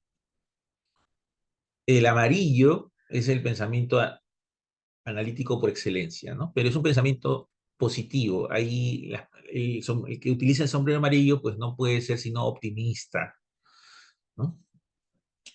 Eh, Tiene que tener una actitud positiva frente al problema, ¿no? Sí, encontrar, gracias a su perspectiva, ¿no? Una solución racional. El rojo, ¿no? El rojo en este caso refleja a la persona que está dominada por sus intuiciones y por sus emociones o sentimientos, ¿no? ¿Ya? Es aquel que puede reaccionar o puede cuestionar, ¿no? Una idea por parecerla eh, ofensiva a los sentimientos de los demás, a los derechos de los demás. Entonces, el pensamiento emocional está concentrado en el sombrero de color rojo. El pensamiento creativo por excelencia es aquel que corresponde al sombrero verde, ¿no? Entonces, ahí se encuentra la persona que genera ideas creativas, que es innovadora, original, que busca soluciones muy distintas a un mismo asunto, a una misma cuestión, y que puede contribuir a la elaboración de un producto creativo. En el sombrero blanco tenemos al pensamiento objetivo, aquel que se basa exclusivamente en las cifras, en los datos, en los hechos, ¿no? Sin mediar interpretaciones, ¿no? Sobre esos hechos. Y a diferencia del amarillo, que que derrocha una actitud optimista, positiva, hay más bien lo contrario en el negro, el sombrero negro, que da cuenta de una cautela, prudencia frente a la posible solución que se encuentre al problema o cuestión que se ha identificado previamente. Entonces, vamos a examinar esta cuestión a partir de un caso, ¿ya?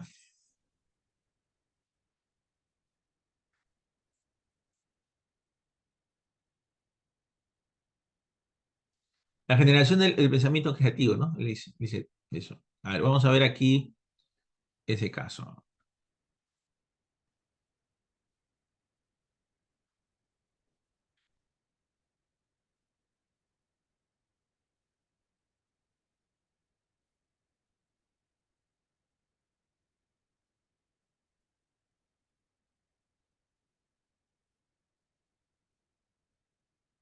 En una clase de ciencias sociales, Mario docente del área explica sobre los efectos del cambio climático en la salud de la gente.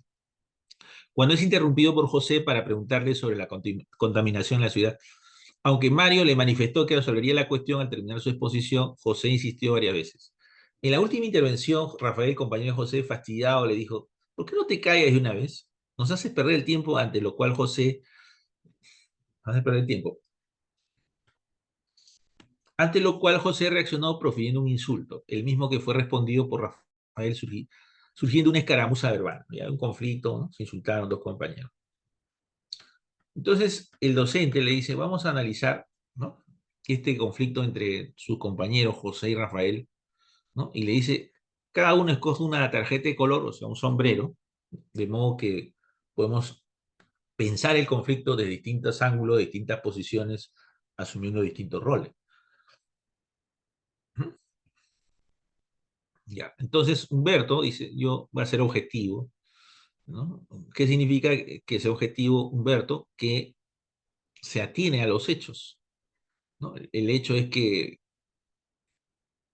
José interrumpió al docente insistentemente, ¿no? Rafael eh, lo emplazó en un tono provocador, sahiriente, y José le devolvió con un insulto. Y al final el insulto fue respondido por otro, ¿no? Y se suscitó entre los compañeros un conflicto que necesita ser resuelto. ¿De acuerdo? Ya, entonces, Humberto lo que hace es simplemente registrar lo sucedido. No es, ¿no? Cómo se produjo. Tiene que ser objetivo. Los hechos son los que mandan. ¿Quién provocó el conflicto? ¿No? ¿Quién provocó el conflicto? Y quién seguramente agravó el conflicto. Va a pensar que quien está perturbando la clase sería José y Rafael, ¿no? Es el que complicó las cosas. Eso podría ser una interpretación, sí, pero no. Él lo único que tiene que dar cuenta es lo que sucedió. Ya. Elena, ¿no? Elena busca averiguar la perspectiva, los sentimientos. O sea, en la resolución de conflictos, como ustedes saben, hay diversas formas como uno afronta esto. Una de ellas es realizar el análisis, ¿no? Y al hacer el análisis, uno busca cuáles son las fuentes o las causas y también busca determinar las reacciones, el comportamiento de las personas involucradas en el conflicto. Y cuando busca explorar, ¿no? El comportamiento de las personas involucradas en el conflicto, intenta conocer sus sentimientos, ¿no? Sus sentimientos y la perspectiva. Entonces hace las preguntas primero para que den cuenta la versión de los hechos, ¿no? La perspectiva de los involucrados. A ver, dime, José, qué pasó, qué sucedió y escribe. Rafael, haz lo propio. Y luego de preguntarle por la perspectiva de los involucrados, ¿no es cierto? A cada uno, perdón, ¿no? Conocer la versión de los hechos, y muy importante, ¿no? Quiere saber cómo se sintieron, o sea, ambos, ¿no? O sea, conocer, eso significa preguntarse por cómo se sintieron o qué sintieron. Por ejemplo, preguntarle a Rafael qué sentía cuando José interrumpía constantemente al profesor, ¿no? Mario. Y luego a José, bueno, ¿qué sintió cuando Rafael le dijo que se callara de una vez, ¿no? Que les hacía perder el tiempo. Y preguntarle también a José, ¿cómo crees que se sentía Rafael y tus compañeros cuando tú interrumpías constantemente al profesor, Mario? Y preguntarle también seguramente a Rafael, ¿cómo crees que se sintió José cuando tú lo insultaste? Entonces, a través de un proceso de reflexión se busca, curiosamente también, se busca explorar los sentimientos, ¿no? ¿Ya? Cuando te dicen cómo se sintieron, no solamente que describan, sino que piensen, ahí hay un proceso de reflexión, ¿no? Entonces, Elena, que está identificada con el sombrero rojo, explora los sentimientos a través de algunas preguntas, conociendo la versión de los hechos y cómo se sintieron. Luego tenemos a Luis, ¿no? Que dice, el sombrero amarillo se orienta una evaluación positiva, ¿no? Muy bien, ¿qué Luis puede decir? Bueno, ambos tuvieron una escaramuza verbal, pero convirtamos el conflicto, o sea, en una oportunidad de aprendizaje, ¿no? ¿El conflicto puede ser una fuente de aprendizaje? Sí, claro que sí. Eso es más o menos lo que quiere decir Luis, seguramente. No veamos solamente los aspectos negativos, sino también veamos cómo podemos aprovechar el conflicto. Lo primero es que podemos hacer que nuestros compañeros reflexionen, ¿no?, sobre lo que causó su reacción, que traten de desarrollar algunas habilidades para que esto no vuelva a suceder. Por ejemplo, ¿qué habilidad podrían ellos ejercitar, ¿no? Tal vez la autorregulación emocional, ¿no? Tomar distancia de lo sucedido, algún ejercicio de respiración, frente a la inminencia de un comportamiento impulsivo, o también podrían ellos reflexionar sobre las causas que provocaron su comportamiento y las consecuencias de los mismos. Y eso podría ayudar a mm, autorregularse mejor, de modo que en una situación futura no sucediera lo mismo. Entonces, la autorregulación. Por ejemplo, podrían buscar que se preguntara la empatía, que se pusiera en el lugar de su compañero, ¿no? ¿Por qué reaccionó de esa manera?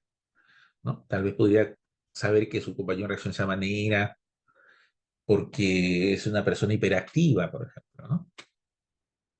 ¿No?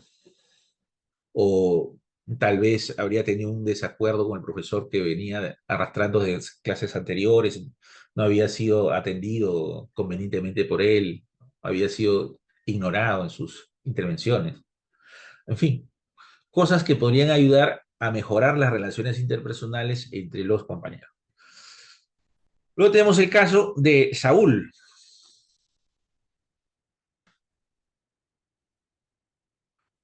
¿Hay un orden de aplicación? No, no, no hay, puedes, no hay un orden exactamente. Lo puedes usar como te parezca, dependiendo de los chicos que se hayan colocado en el sombrero, ¿no? Eh, pero se recomienda que se debe empezar por el blanco, por lo menos, ¿no?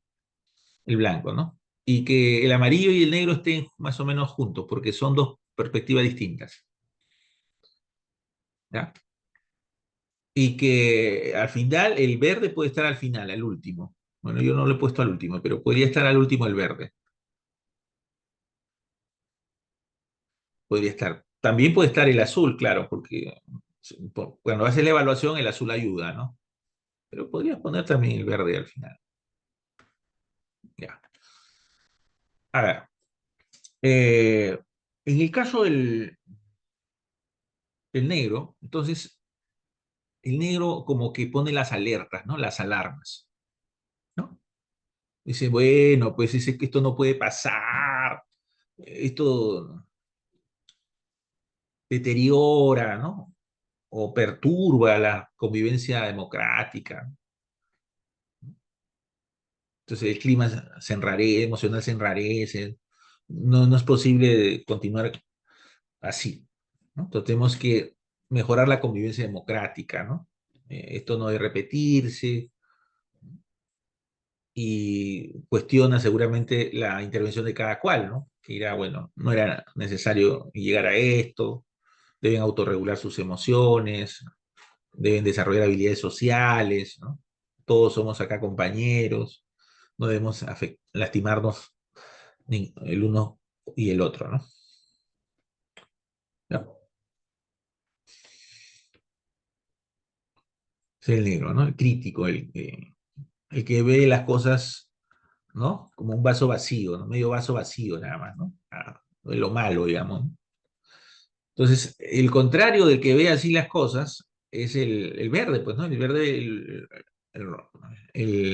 el amarillo, perdón, que veía el contrario del negro y el amarillo, ¿no? Que veía las cosas muy positivas, que vamos a sacar adelante, ¿no? Las relaciones interpersonales. El negro ve así, ¿no? Le dice, no, un momento, ¿no? Aquí esto es una oportunidad para aprender, ¿no? Para mejorar nuestras relaciones interpersonales, para fortalecer la convivencia democrática. Ahora sabemos en qué estamos fallando, ¿no? Entonces siempre hay que contrastar el amarillo con el negro, ¿no? Luego tenemos el verde. En el verde dice, bueno, la solución que han planteado es que se realicen algunos talleres para fortalecer las habilidades blandas, que busquemos desarrollar mecanismos de solución no controversial a través del diálogo, ¿ya? Pero él puede decir, bueno, pero no solamente eso, puede decir Lucía, no creo que podemos también ejercitarnos en la mediación, ¿no? Porque no necesariamente hay puntos en conflicto donde se pueden poner de acuerdo los dos compañeros, sino se requiere la intervención de un tercero, que puede ser el profesor o puede ser cualquiera de nosotros, ¿no? Puede ser un mediador. Y además, no es suficiente con la autorregulación emocional. Es importante que también se desarrolle la comunicación asertiva. Si algo no nos gusta, hay que decirlo, ¿no? Hay que decirlo, pero sin lastimar, sin ofender los sentimientos de los demás. Entonces, ya está. Entonces, Lucía, digamos que tiene un aporte en ese sentido, ¿no? Con algunas ideas muy distintas, ¿no? Que complementan lo anterior, ¿no? Pero son otras respuestas, ¿no? Que enriquecen, digamos, el proceso. ¿De acuerdo? Y luego tenemos el caso de Lina, que dice que Lina tiene la ventaja de que hace la evaluación de todo, porque es la que promueve la experiencia metacognitiva. Dirán, bueno, pensemos todos, ¿no? Antes de esto, cómo eran nuestras relaciones interpersonales, ¿no? Pensemos, creo que no estábamos muy equivocados, que habíamos imaginado, habíamos creído que la convivencia en el aula era armoniosa, que todos éramos compañeros, amigos, pero al parecer no es así, ¿no? Podía pensar, bueno, bueno, hemos analizado este caso, qué lecciones podemos sacar en limpio, qué hemos aprendido, qué podemos aprender para que esto no se repita. No solo que no se repita, sino para mejorar nuestras relaciones entre compañeros, ¿no? Entonces, se hace lo que se conoce como la metacognición, es decir, va a controlar en forma consciente y activa el pensamiento, va a regular el pensamiento, ¿no? Para mejorar las relaciones interpersonales, fortalecer la convivencia democrática en el... ¿Ya? Entonces, a partir de ahí ya se van buscando las soluciones y hay otro momento, lo hemos cortado acá nada más, ¿no? Que ahí se van anotando las ideas, cómo se podría tener una solución, ¿no? Factible, realista, para que situaciones como la que se ha vivido con, con el conflicto de José y Rafael no se repita más adelante, ¿no? Listo. Ahora vamos a ir finalizando, ¿no? Con un último caso, ¿no?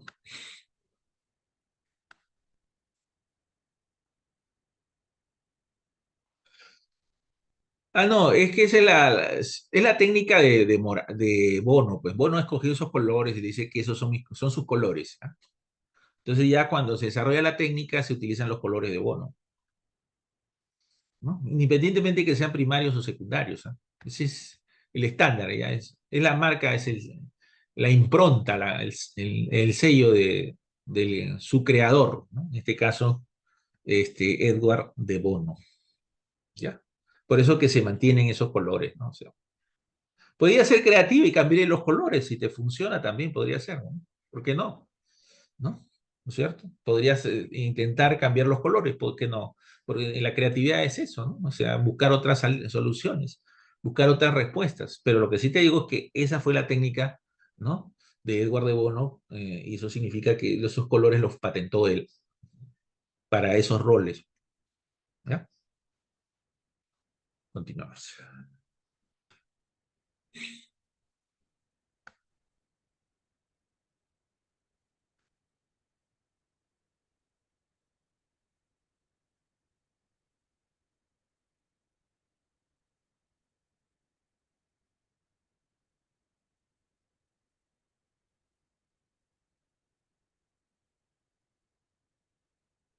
Ya. Entonces, ahora vamos a ver la cinética, ¿no? La cinética es una técnica que un psicólogo, Gordon Williams, en los años 60, hace muchos años, 63 o un año 63 o 64, ¿no? Por esos años, ¿no? este, lo sacó a la luz a través de una obra que publicó, que no es sino el desarrollo de una técnica de la analogía, ¿ya? De la analogía, pero una analogía de objetos que son inconexos entre sí. Es decir, buscar relacionar objetos que son diferentes o inconexos entre sí, o aparentemente inconexos. Entonces, él desarrolló varios tipos de analogías, ¿no? Y vamos a ver este ejercicio, ¿ya? Y con eso estaríamos concluyendo nuestra presentación. Ya, entonces tenemos acá al profesor Rubén que dice, ¿no? Que cómo podemos, les pregunta, ¿no? A los estudiantes, ¿cómo podemos desarrollar nuestra capacidad de resiliencia? ¿No? Como ustedes saben, la resiliencia, ¿no? Es esa capacidad, ¿no? O habilidad social que tenemos para superar la adversidad de origen traumático, ¿no es cierto? Por ejemplo, los niños que siendo huérfanos, ¿no? Salen adelante en su formación, tanto en educación básica como en la superior, ¿no? Y concluyen exitosamente su formación profesional y tienen un desempeño, ¿no? Ciudadano y profesional bueno o excelente. Las personas que logran salir adelante pese a algunas tragedias, como la muerte de sus familiares, la destrucción de sus bienes, ocasionados por un huaico, un aluvión, y sin embargo salen adelante, triunfan, prosperan. No son ejemplos de resiliencia, ¿verdad? Entonces aquí le dicen, bueno, ¿cómo vamos a desarrollar nuestra capacidad de resiliencia? Entonces la cinética parte de un problema, una característica también del pensamiento creativo en general, ¿no? O sea, podemos identificar un problema o situación y ver cómo solucionamos en forma creativa ese problema o situación desafiante, ¿no?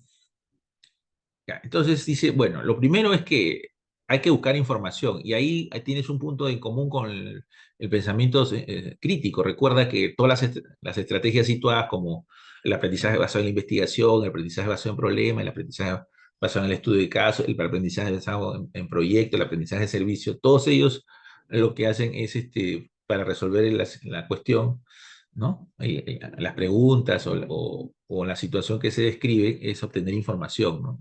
¿De acuerdo? Entonces es importante, ¿no? Entonces, aquí hay esa vinculación. ¿Mm? Ya, entonces ahí tienes un momento que es la búsqueda de información. ¿Mm? Luego dice, la pregunta dice, ¿qué animal consideras que es más resiliente? Dice, bueno, como queremos desarrollar la capacidad de resiliencia, vamos a hacer eso se llama el distanciamiento. Dice, bueno, uno empieza un distanciamiento cuando, curiosamente, va a enfocarse en otro objeto. O sea, ya no te enfocas en tu capacidad de resiliencia, sino vas a buscar otro objeto, otro elemento, otra figura, otro ser, ¿no? Y ahí te vas a enfocar, ¿no? En ese ser. Entonces, en lugar de seguir planteándote sobre cómo desarrollas tu capacidad de resiliencia, entonces te enfocas en un animal, ¿no? Un animal, en otro ser, otro objeto. Dice. ¿Qué animal consideras que es más resiliente, ¿no? ¿Por qué es importante este distanciamiento? Porque, y ese es el punto de la analogía, es que de esa manera puedes ver las cosas de una perspectiva nueva, diferente. O sea, no lo ves desde tu lado, puedes tener un sesgo respecto a tu persona, ¿no? Puedes tener algunos recuerdos, por ejemplo, que te empañan, ¿no? Y te impiden ver con claridad cuál la estrategia que debes desarrollar para fortalecer tu capacidad de resiliencia o para adquirir capacidad de resiliencia, sino salirte de ese momento, de ese espacio, de esa caja y ponerte en otra perspectiva puede ayudar, ¿no? Ese es el sentido de esta pregunta, ¿no? ¿Qué animal consideras que es más resiliente? Les piden que dialoguen sobre sus respuestas, ¿no? Ya, o sea, dicen, bueno, para mí el animal más resiliente puede ser la hiena, va a decir, ¿no?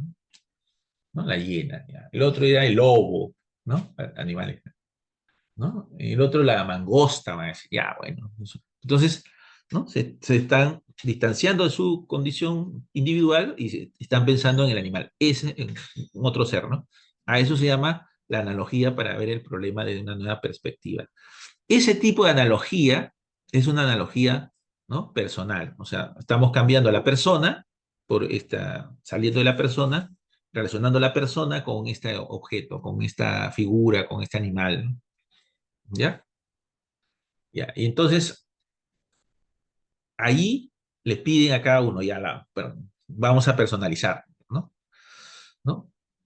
¿Cómo son, qué son, que son como el animal elegido? O sea, y aquí ya entra exactamente la analogía personal. Dicen, ya bueno, ya encontraron al animal, es lo que llaman, bueno, llamemos a esa una analogía directa para hacer la precisión, ¿no? Nos relacionamos con el animal, directamente con el animal, y luego le dicen, ya han encontrado el animal que es más resiliente, ya, ahora, ¿no? Ustedes pónganse en el lugar del animal, pónganse en el lugar del animal, sustitúyanse en el animal elegido, ¿no? ¿Y qué hacen para ser resilientes? Ahí es donde propiamente estamos frente a la analogía personal, ¿no? Ya, le dice a todos los estudiantes del grupo A, Elena, Humberto, Luis, Lucía, Saúl, ya. Ustedes encontraron al animal que es más resiliente, la hiena, la mangosta, ¿no? El lobo, ya. Tú eres el lobo, ¿no? Luis, tú eres un lobo, ya, ¿no? Si eres un lobo, ¿qué haces para ser resiliente? ¿No? Saúl, tú eres una hiena, ¿no? ¿Qué haces para ser resiliente? En ese momento es la analogía personal, ¿no? Ya.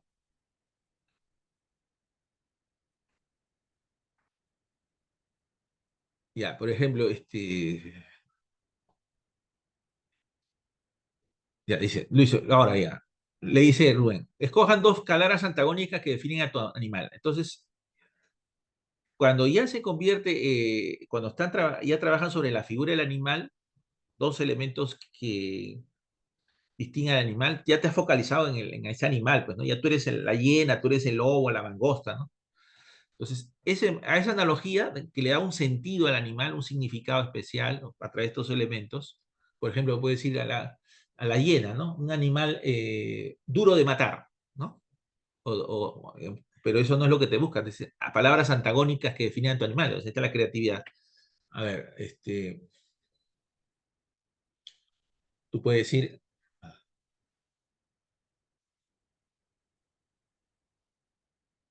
hambriento, ya, pues tú puedes decir, bueno, la hiena es un animal hambriento, ¿no? Se parece que se fuera hambriento, insaciable, o insaciable, mejor puede decir, insaciable, ¿ya? Puede decir, ¿no? Es insaciable y calmado, puede decir, pues se calma, se tranquiliza, supuestamente, ¿no? Ya, dos. Ya, ahí está, pensando en dos características. En ese momento que tú has hecho esa construcción, es una analogía simbólica, una simbólica. Ya, ya. Entonces, ahí te ha costado porque pensar en dos características del animal, ¿no? Por ejemplo, en el caso del lobo, tú puedes decir gregario y solitario, ¿no? Porque el lobo curiosamente es gregario, anda en manada y a veces hay lobos solitarios, gregario y solitario, ¿no? Ya, ahí está, dos características, ¿no?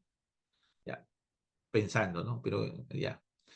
Luego te dicen, ya, sales de ahí, ahora ya no pienses en un animal, piensa en una máquina que puede ser definida con esas palabras, ¿no? O sea, con esas dos palabras, o sea, con las dos palabras que definieron tu animal, ¿no? En el caso de la primera idea, máquina insaciable y calmada, ¿no? Ya, podría ser. Ya, entonces, ahí, en ese momento, esa analogía es fantástica. O sea, ya te saliste del cuadro. Aquí estás, ¿no? Estás flotando, estás yendo por encima de todo. Aquí no se trata de decir las palabras correctas, no se trata de decir las palabras ya conocidas. Se trata de romper los esquemas, ¿no? Por eso se trata de ser creativo, o sea, salirse de lo habitual, salirse del orden, salirse de la lógica, ¿no? ¿De acuerdo?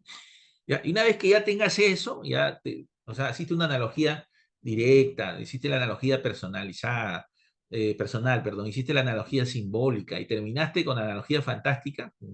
Imaginar que una máquina puede tener esas dos características del animal que tú escogiste, ¿ya?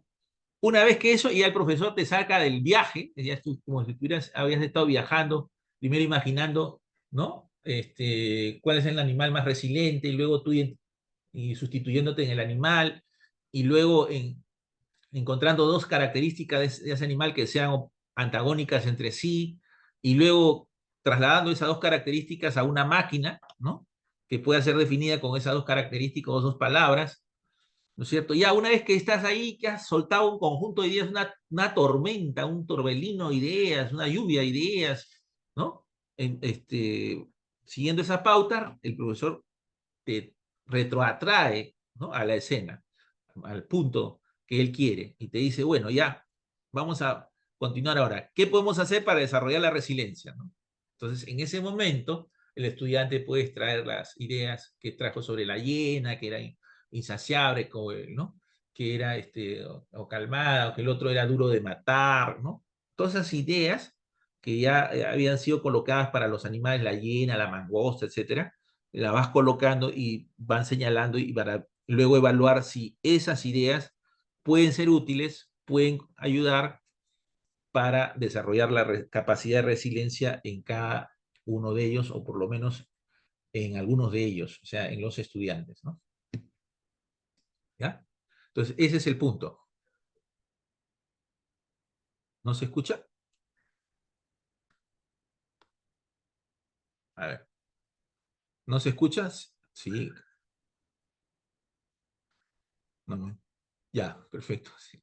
Dije que no estaba conversando y exponiendo sin que me escuchen. Ya. Ya, entonces ese es, digamos, el tratamiento de la signética. Como era, en la signética tienes que planificar muy bien, ¿no? Gracias.